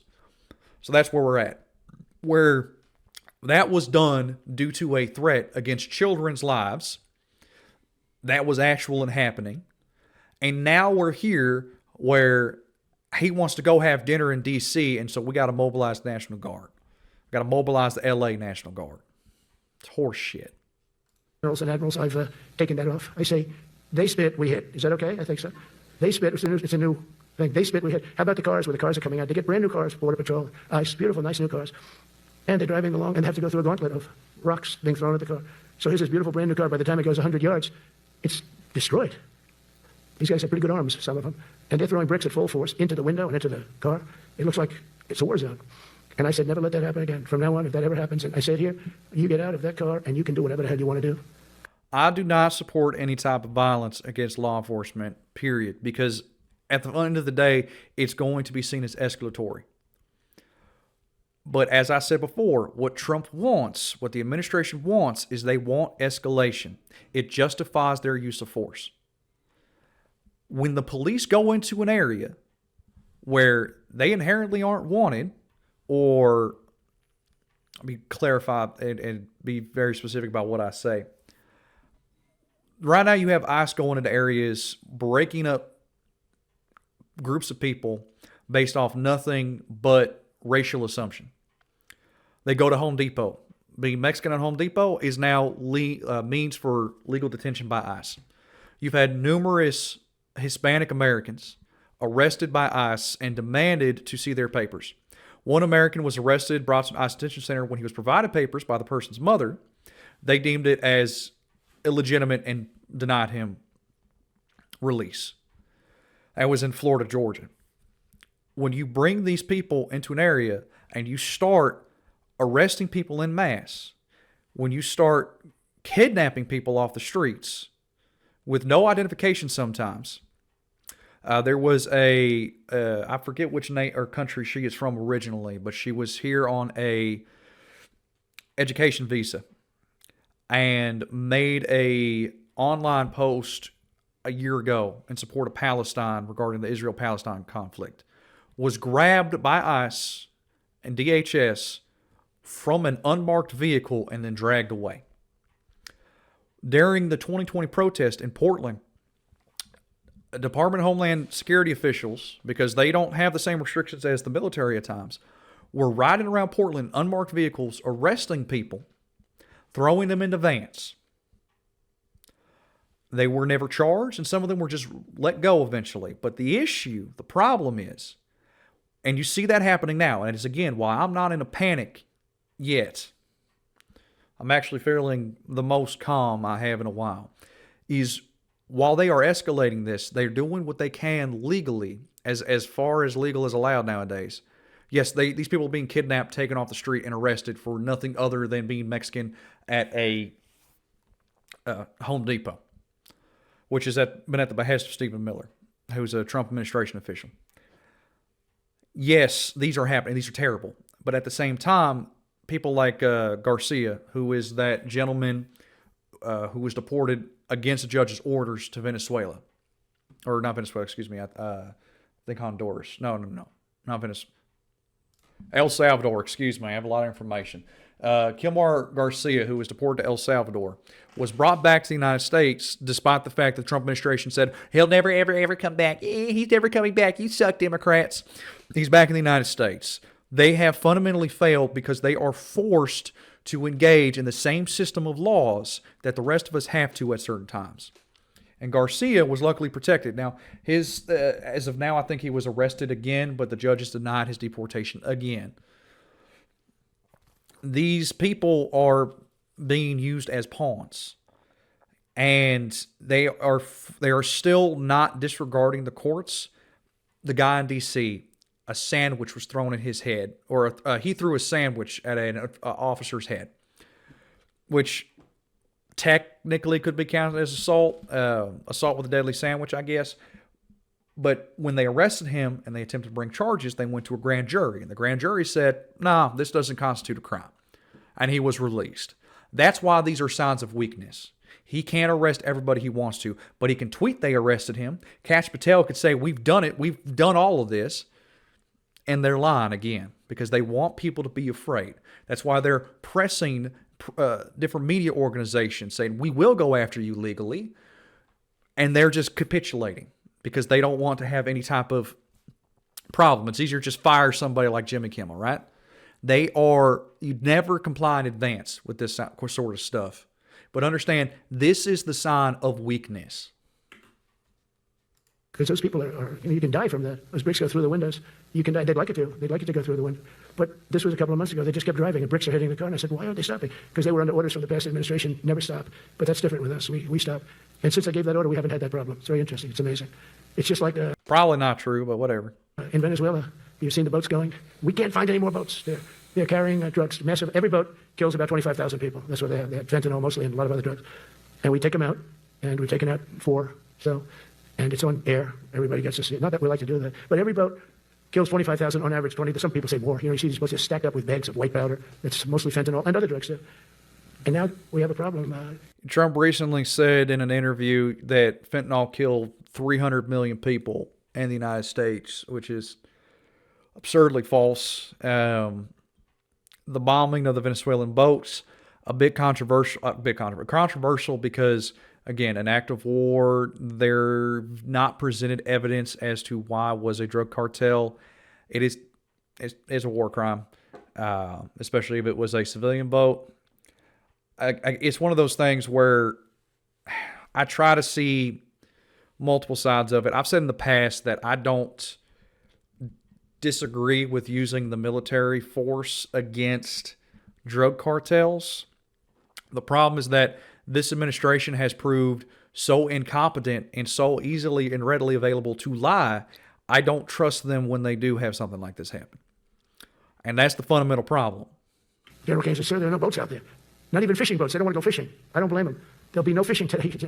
But it's amazing. It's also how do you radicalize a population against you. What strength will do, because what we want to do is stop drugs from flowing into our country. It's destroying. We lost 300,000 people died last year. Everybody knows friends, many friends probably. That's 300,000 people still seems like a high number, but that's probably why he screwed up the other number in the other interview is he got 300 million confused with 300,000.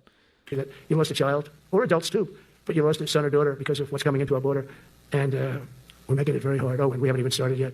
Last month I signed an executive order to provide training for a quick reaction force that can help quell civil disturbances. And this is going to be a big thing for the people in this room because that's something that hasn't gone as viral, but should. That is troubling development. You're training a quick reaction force of the military to go and put down any type of civil unrest. Why are you doing that? Are you trying to stifle protest, freedom of speech? Because we know he doesn't give a damn about the First Amendment.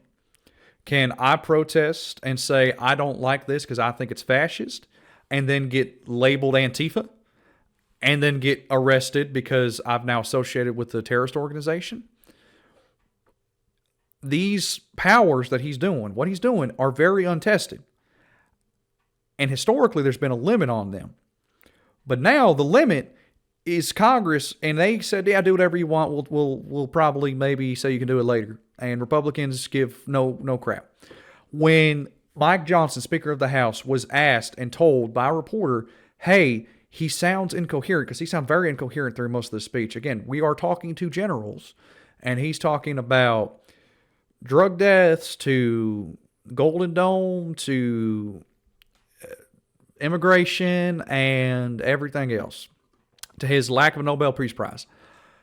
But Mike Johnson, when he was asked about Trump's incoherent nature, he said, well, people would say on your side are incoherent too. And so the best we have is that we have a commander-in-chief that's blatantly ridiculous. It's the enemy from within, and we have to handle it before it gets out of control. It won't get out of control. Once you get involved at all, they all joke. They say, oh, this is not good. You saw it in Washington. We had gangs of Trenday Arag with 10, 12, 15 kids, and these military guys walk up to them, and they treat them with disrespect, and they just got pounded. They just got pounded. The gang just pounded and thrown into paddy wagons and taken back to their country. Some are so dangerous we don't even do that because we don't want to. Some of stone cold murderers, we don't have the confidence. Even though they're not coming back very easily, we don't have the confidence. We put them in jails. But these service members are following in a great and storied military tradition, from protecting frontier communities to chasing outlaws and bandits in the Wild West. And our history is filled with military heroes who took on all enemies, foreign and domestic. You know that phrase? Trump's trying to make it ever seem like he's a great hero in a Western. Very well. That's what the oath says, foreign and domestic. Well, we also have domestic. George Washington, Abraham Lincoln, Grover Cleveland, George Bush, and others all used the armed forces to keep domestic order and peace. Many of our leaders used the military to keep peace. Now they like to say, oh, you're not allowed to use the military. And you know what the people say? The people in those cities where they're being raped and shot.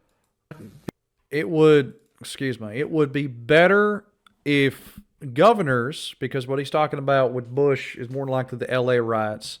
And again, I'm speculating on some of this because I'm trying to give him some credit to what he's talking about. When you speak to anybody politically who doesn't know what they're talking about, try to figure out where they're getting the information. What are they trying to get at? It helps when you communicate with them. What he is more than likely talking about is the LA riots that were under, I believe, old Bush. Let me double check myself there. Yeah, the LA riots 92 were under old Bush. That was still the governor who mobilized the National Guard. Because when you mobilize the National Guard under the governor power, they have more authority in regards to policing and other aspects. The president doing it based on which city he thinks is in the most trouble, regardless of facts or statistics, is not good to go. I mean, you're talking about an administration that told New York City, if they elected Mondami, that they would no longer receive federal funding. You're talking about administration now that the government's closed is specifically targeting Democratic administration or disregard Democratic districts and states to lose their funding first because he wants to punish Democrats from their home district. It is a vindictive and evil thing to do. And this is, again, the President of the United States. When Joe Biden passed and helped get passed the infrastructure bill, a majority of that money to fix infrastructure went to Republican states and Republican districts. And I had this conversation with a civilian gentleman not too long ago, and that gentleman said, like, he voted for Trump. And he said, well, I mean, he's doing that. I don't like it. I don't agree with that, but he's doing that because, it's all politics nowadays. And I told him the same thing that I told y'all here, is that when Joe Biden did it, it wasn't politics. It was just, let's go help Americans. Fundamentally, Trump is the opposite of that. They're in cities that didn't vote for me. Go put troops on the ground. Go fuck them up. They're going to vote for a guy that I don't like. Well, I guess we better stop giving them money. Beat up. You know what they say? We love the military. You ever see where they interview the people on the street? I've never seen somebody say they don't, unless they're radical and paid off, because a lot of these insurrectionists are paid by, whether it's Soros or other people, but they're paid by the radical left. Not true. So today I want to thank every service member, from general to private, who has bravely helped us secure the nation's. He says that, and the right says that a lot in regards to being funded by George Soros, because you can't possibly disagree with him. Everything he says makes so much sense. Only a paid actor would disagree with him. Horse shit. I'm going to let y'all know right now, I ain't got a nickel or dime from anybody else. But my own hard work, I still hate this motherfucker. Ain't nobody have to pay me to do that. I am listening to him speak. I am knowing the context of what he's saying. I'm giving him credit where credit's due. He's still a damn idiot. He is still threatening my fellow Americans. I love the city of LA. I love going a chance to visit it. I got good friends and family down there. And he's threatening it. I got family and kin that live up in Seattle and Portland. And he's threatening them for no other damn reason. I still have family that is without property in Western North Carolina because freaking FEMA ain't bothered to step in. Now, thankfully, the governor and thankfully the lieutenant governor, attorney general we got are working to fix that, but it has been at the absolute detriment to what he wants to do. But I can't disagree with him unless I'm an Antifa paid actor. And every single conservative that says that is doing it because they don't want you to exist if you happen to disagree with them. Capital and make America safe for the American people. It's amazing. The whole world is watching. Everybody in the White House, they come up to me, young women, sir, thank you. I know immediately what they think about it. They don't have to say it. They walk to work now to the White House. We haven't had a crime in Washington in so long because we got the careers. We call them the careers. We got these lunatics out, and they'll never be any good. You know, I hate to. Do I have to disprove that they haven't had a crime in D.C. since the troops went in there? Of course they've had a crime in D.C. He's just a criminal right there. Tell this to the liberal media. You could spend time with them. You could do whatever you want. You could send them to the finer schools, which they couldn't get into anyway, mentally. They couldn't get in, but no matter what you do, they'll never be good. They're career criminals. I don't know, maybe they were born that way. Some people don't like me to say that, but maybe they were. Certainly some were. Together with the leaders here today, we're also restoring a needed focus on defeating threats in the Western Hemisphere throughout this region. So for y'all that don't know, I have a Bachelor of Science in Criminal Justice. Crime, specifically violent crime, correlates and is normally caused to poverty. You see this in almost every economic aspect. Whenever there's a rise in poverty, there's a rise in crime. Simply put, people are working, people have money, people can afford things, they aren't committing crimes. They have less opportunity to commit crimes, and they don't want to commit crimes in general. Why do I go steal? I don't have money. If I can't get a job, well, then I'm going to be more likely to go steal. Whether I think that's okay or not is regardless. It is a simple fact. Poverty produces crime in every aspect, specifically violent crime. It is an undeniable correlation, and it's an undeniable causation. What he is doing is fundamentally against that simple fact. Every time you hear a conservative say, facts don't care about your feelings, I hear shit like this. How do we solve crime? We address poverty. You get people out of homes, suddenly being homeless is no longer a crime. You get people better mental health care, you decrease the amount of drugs, or you decrease their dependency on drugs. You get people good paying jobs, they don't want to go rob gas stations for some reason. But every single time that he brings it up, it's like, it's got to get the bad hombres. Get the bad hombres out of here. The United States has the highest prison population in the world. But for some reason, still ain't enough. Got to go after the crime. Trump, in his first term, did a wonderful thing. He did a really good thing where they addressed the overpopulation of prisons, and addressed how we put people in jail for different crimes and helped lessen. Let me look up the specifics on this so I don't make anything up out of my ass. It was the First Step Act, which was signed by Trump into law, bipartisan piece of legislation signed by Trump by law that aimed to address the recidivism and decrease the overall inmate population. That was an objectively good thing. That is something I support wholeheartedly, and every time, what do you hate Trump? No, this was a good thing that Trump signed into law. But what he's assessing here completely disregards what that law was supposed to be, or at least the intention of that law going forward, and the hope that I had of continuing prison reform. Cartel terrorists have been allowed to wage a relentless campaign of death and destruction on our country, all because we had weak leadership on top. And we did a great job with it first term, but this is something else what we're doing now. We're taking it to the next level, probably next level times 3. But we had COVID come up, and we had to take care of that. We did a great job with COVID. We had the therapeutics. It's just Regeneron. So many things we did for COVID, but we had to focus on that in every other country. Yeah, he initiated Operation Warp Speed, which got us the COVID vaccine in record time. mRNA vaccines, wonderful technology. And guess what his administration is doing? It's trying to gaslight and tell everybody, we don't like vaccines. Vaccines bad. Don't worry about vaccines. The world was being decimated by COVID. So we had to change gear a little bit. To add to that, they're decreasing funding for mRNA vaccine research. This is technology that could potentially eliminate numerous diseases, even shown work on cancer, or not cancer, I'm sorry, HIV, but he doesn't mention that. Well, he might mention it. Let's give him a chance. Take care of that. But under our leadership, the military is now the knife's edge in combating the sinister enemy. We have to put the traffickers and cartels on notice, and we've done that. And we've Back to cartels. We've called them a terrorist organization, which is actually a big thing to do. Nobody's done it, but I've done it with a lot of them. It gives you tremendous advantage. I want to real quick, so I mentioned before the associating cartels with a terrorist organization. Couple of things. One, not inherently a bad thing for cartel groups, because it allows for greater resources to be used to police them. And I know a lot of liberals and leftists are going to be, it is bad because of this, and this reason. And their arguments have some weight, but it's important to understand is that when you go to certain areas, especially in South and Central America, The cartels are horrifying. In Mexico, they had buses of college students who were protesting against government corruption and cartels. Bus was attacked and burnt, and these kids were died. Excuse me. What the cartels do in certain areas down there is horrifying.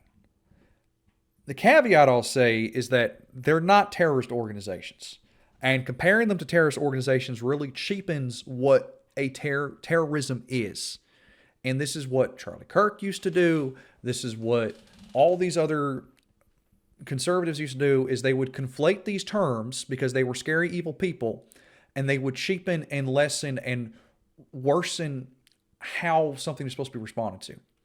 Because there's a couple of ways you can get rid of a cartel. You can just blow them up, or you can take away their economic opportunity. Because a cartel is for lack of a better term, a business organization. What is a cartel's goal? Is to make money.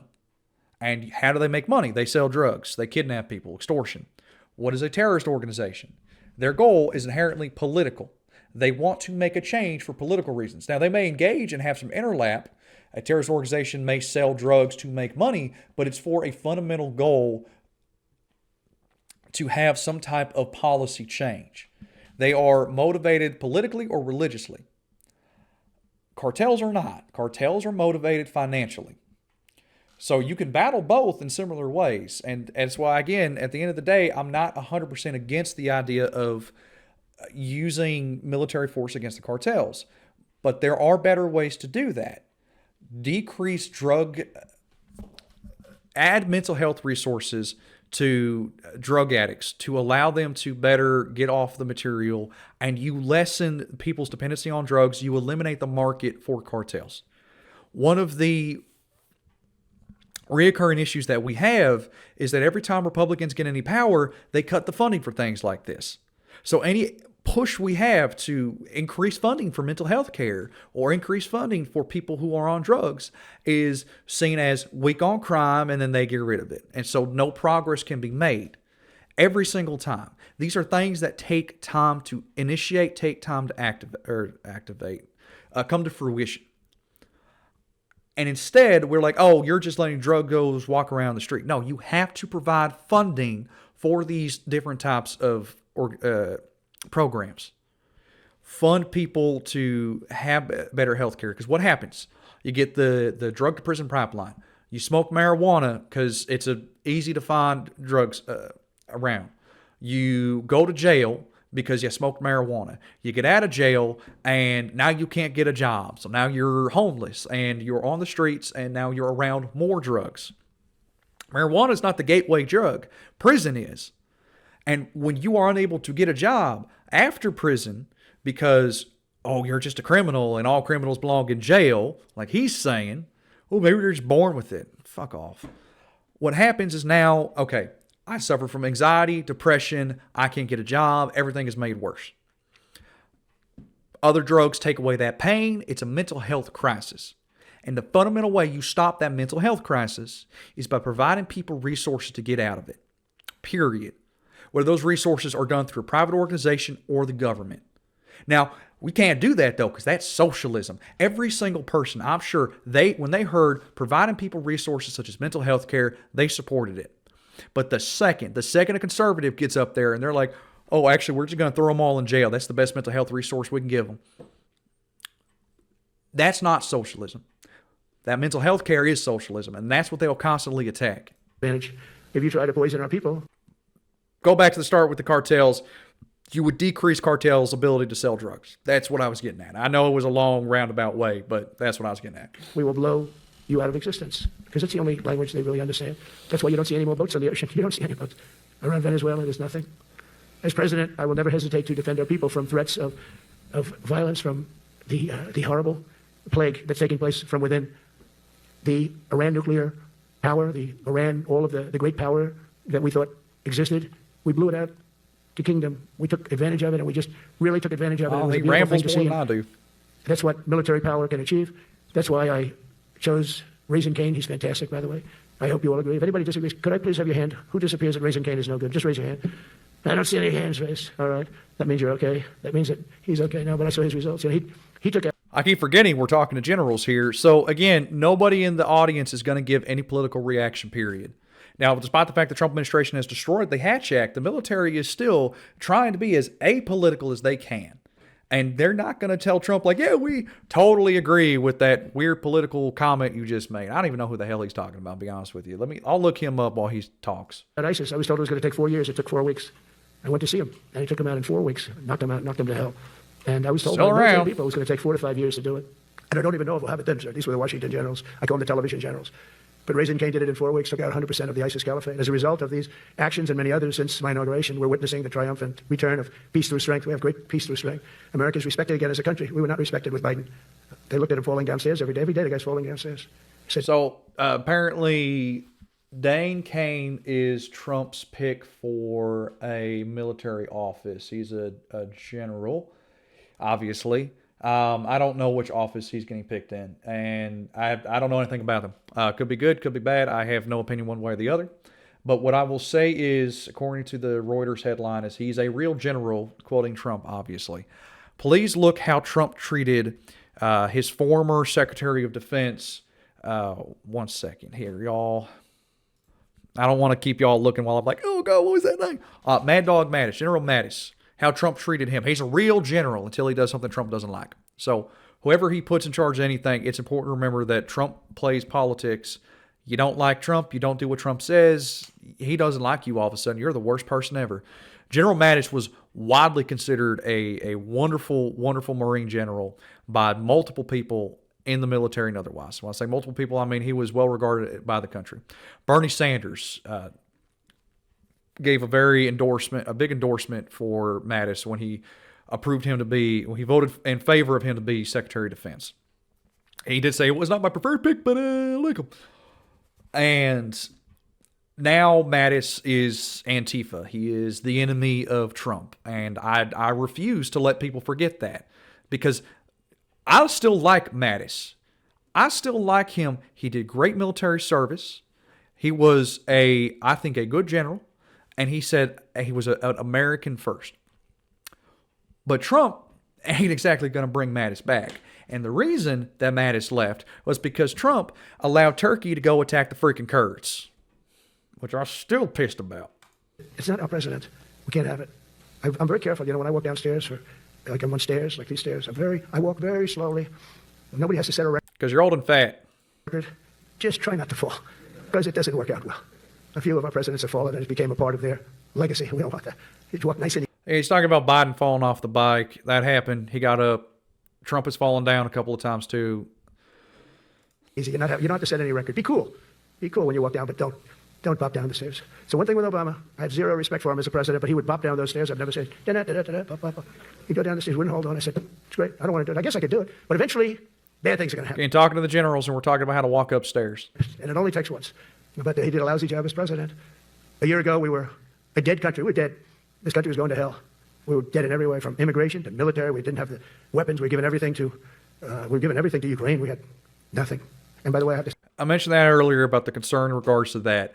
I think that what we get a little problem with is that the media will overemphasize a concern because it sells clicks, right? CNN reports, U.S. military reports low number of weapon stockpiles. All given to Ukraine. That sells clicks, rather than saying, hey, the military has gone under its previous amount of numbers before. It's having a little bit of trouble getting the stockpile back up. That doesn't sell as many clicks. And it's a fundamental, I say weakness, but something to consider. And Trump goes in and he makes those clicks happen, saying, they didn't have any weapons. I gave them all back. Because, again, Twitter in chief. Tell you, now, as you know, I went over and I met with NATO, and NATO raised from 2 to 5, which everyone said 5% of GDP. Millions and now trillions of dollars are pouring in. Part of that was already implemented after the Russian invasion in 2022. NATO as a whole was increasing, disregard NATO members were increasing military spending. I've had arguments with this for people for a long time. One of the fundamental weaknesses of what people are saying is that Trump's saying like, oh, NATO needs to spend more. These countries are spending on their military, upping their military spending, not on NATO. NATO is not an organization that takes money and uses it. It's an organization that, is of multiple militaries, all of whom have different military budgets. I think Spain is like the biggest holdout. And again, a lot of that was done prior to 2022, or disregard, prior to Trump getting office because of the actions in 2022. Has Trump had a push on NATO membership or just NATO members increase in spending? Objectively, I have to say yes. There's been a lot of reports in regards that a lot of these countries are like, okay, well, we gotta make Trump happy, so we'll just increase our military spending. I will put in the caveat though, because yeah, that is true. That's happening, and I can say he's doing it. They are doing that while leaving the United States behind. They are increasing their own weapons programs. They are increasing their own military industrial complex and refusing, I think, I'll forget which country it was, but one of the countries actually just said it wasn't going to purchase more F-35s from the United States. That Europe, with France as one of its prominent leaders, is going to be developing its own weapons programs with Europe as a whole, because they cannot trust the United States to supply those weapons and provide them unilaterally anymore.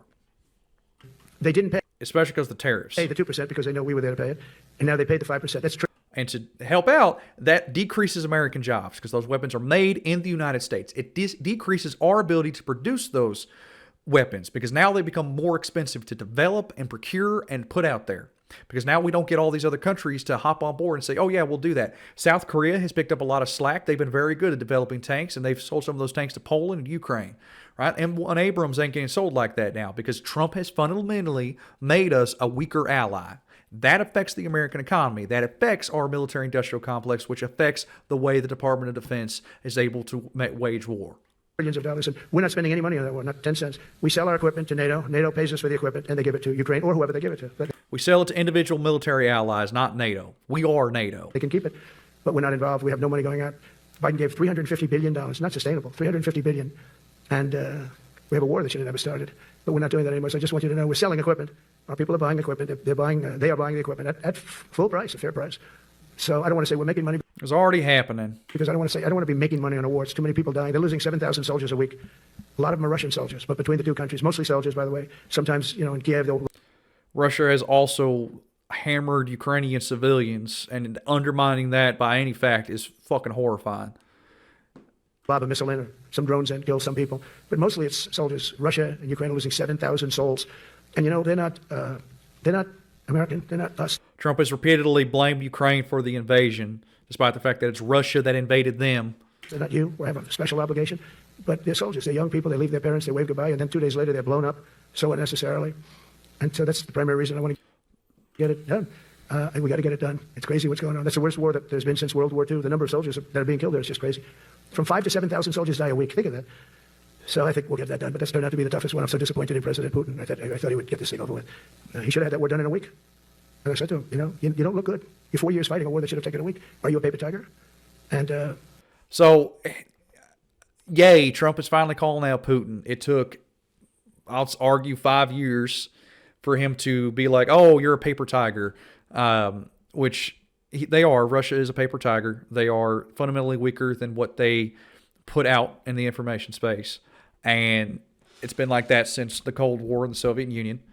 There's an old phrase, I think that Churchill said, that America will do the right thing after it's tried everything else. So that's where we're at right now. Is Trump doing the right thing at the very least after trying everything else? it's a shame, but I think eventually. I had a mentor who we discussed this a lot, and he asked me, okay, I get what you're saying more, but my question is we can't just not negotiate. And he's right, we can't not negotiate. But at the same time, if you go back to World War II, you go back to all these other conflicts, what is the similarity between Russia and what Hitler did in World War II? Is the fact that you can only negotiate so long with somebody who fundamentally wants something that you can't allow. In Putin's case, he wants to take over the rest of Eastern Europe, remake the Soviet Union, and that is directly against NATO. That is directly against U.S. interest. Hitler wanted Czechoslovakia, he wanted Poland.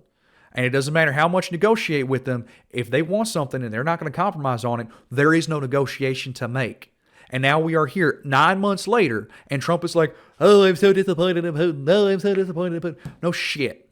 We'll get that one done just like in theory, I want to knock on wood because you never know. It's like we're going to have the Middle East done, which is actually a much harder thing to do. I mean, thousands of years.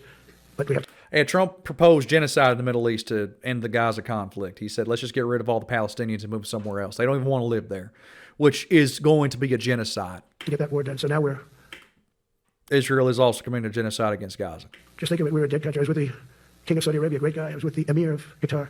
I was with the great leadership of UAE. I was over there. We brought back two. You notice during the Obama administration, you had all these conservative pundits talking about how dare we bend over backwards for these Muslim countries. Trump's over there just, again, getting jerked off because they gave him a freaking airplane. $1 trillion and more.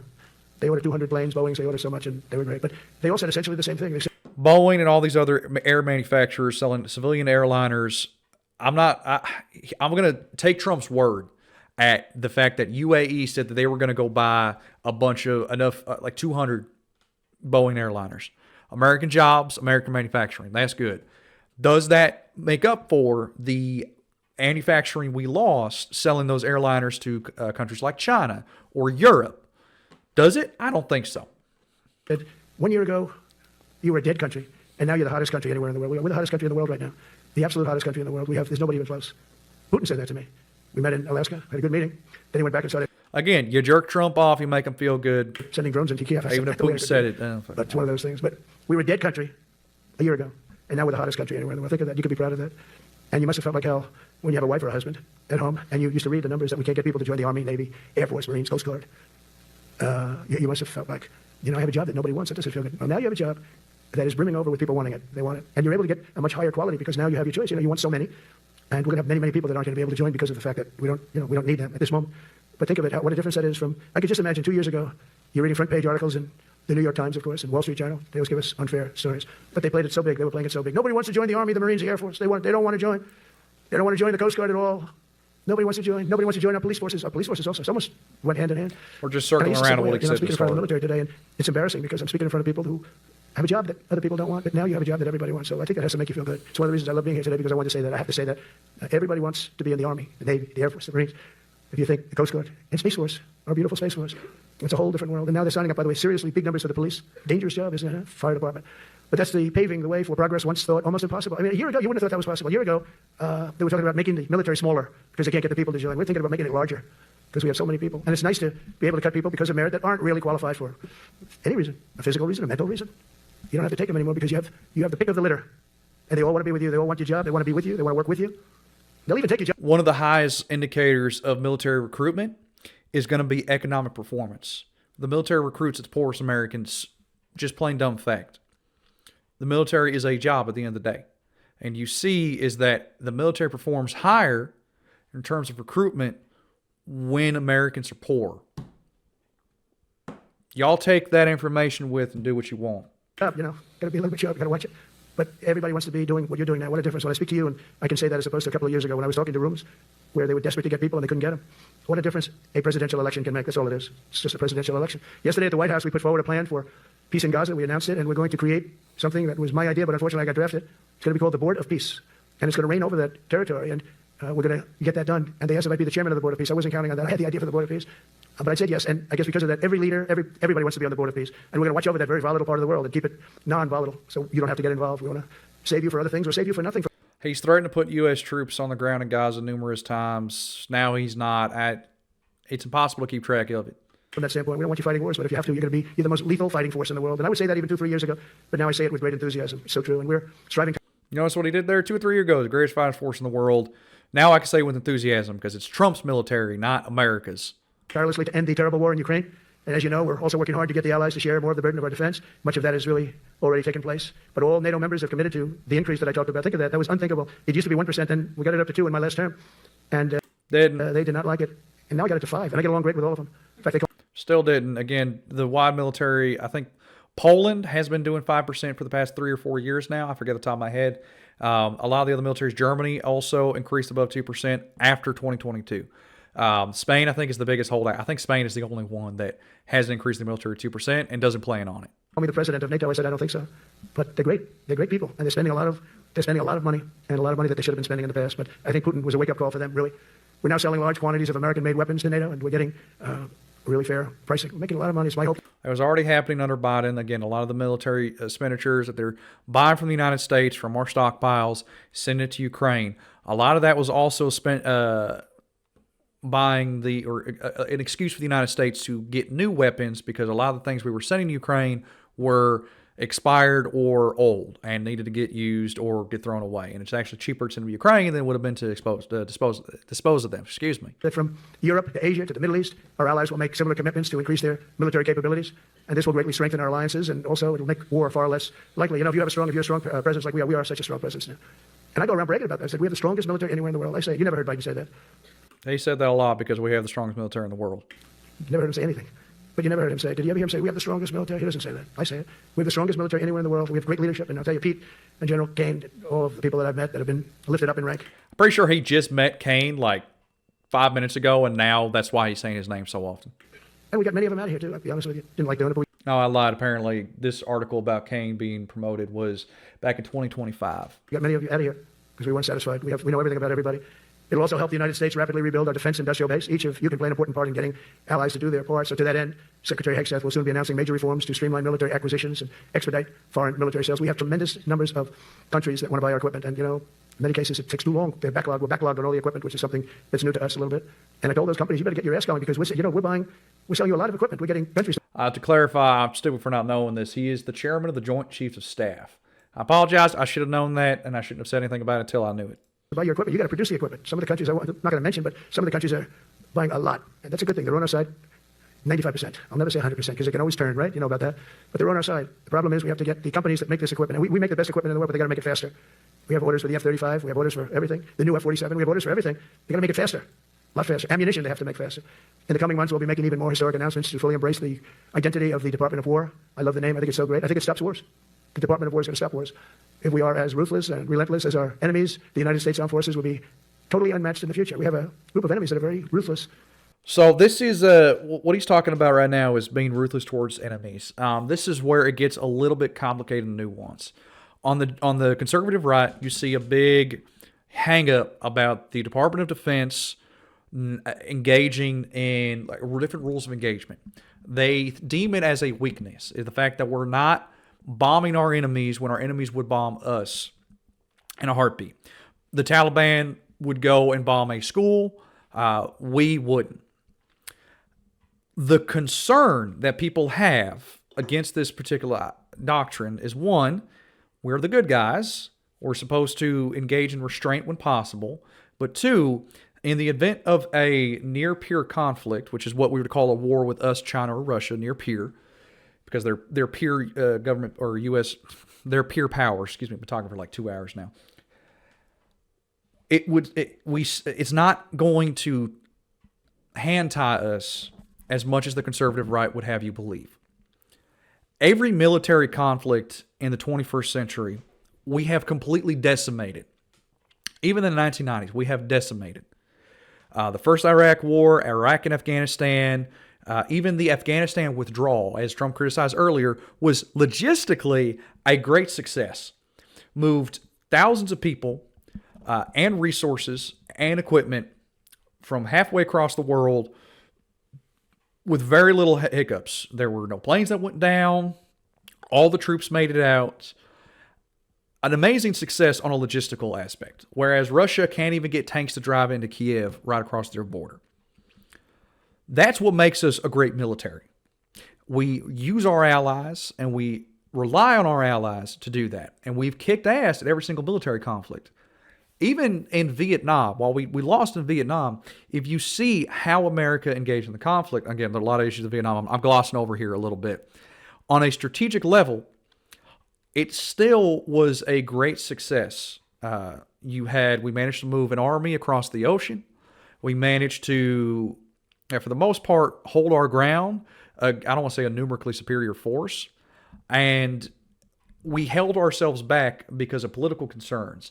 So in Vietnam, we didn't go north because there was concern about aggravating China like we did in the Korean War. We dropped such a humanitarian crisis, yes. And one of the reasons that what he is suggesting is concerning to me is what's to stop us from doing the same mistakes we did in Vietnam, where we poisoned our own soldiers, we bombed the hell out of Cambodia, we killed millions of civilians and caused other dictators in the area to gain more power. And gained more anti-American sentiment that fundamentally cost more human life and led to more deaths as people became radicalized against America. That's the issue. And when you look at other aspects of what Trump is doing, they have fired some of the top lawyers for the Department of Defense. No reason given. They just got fired. That's where this is concerning. That's why people are a little bit concerned by what he says. We're not going to hold a hand behind our back when we're engaged in a conflict with China. It ain't going to happen.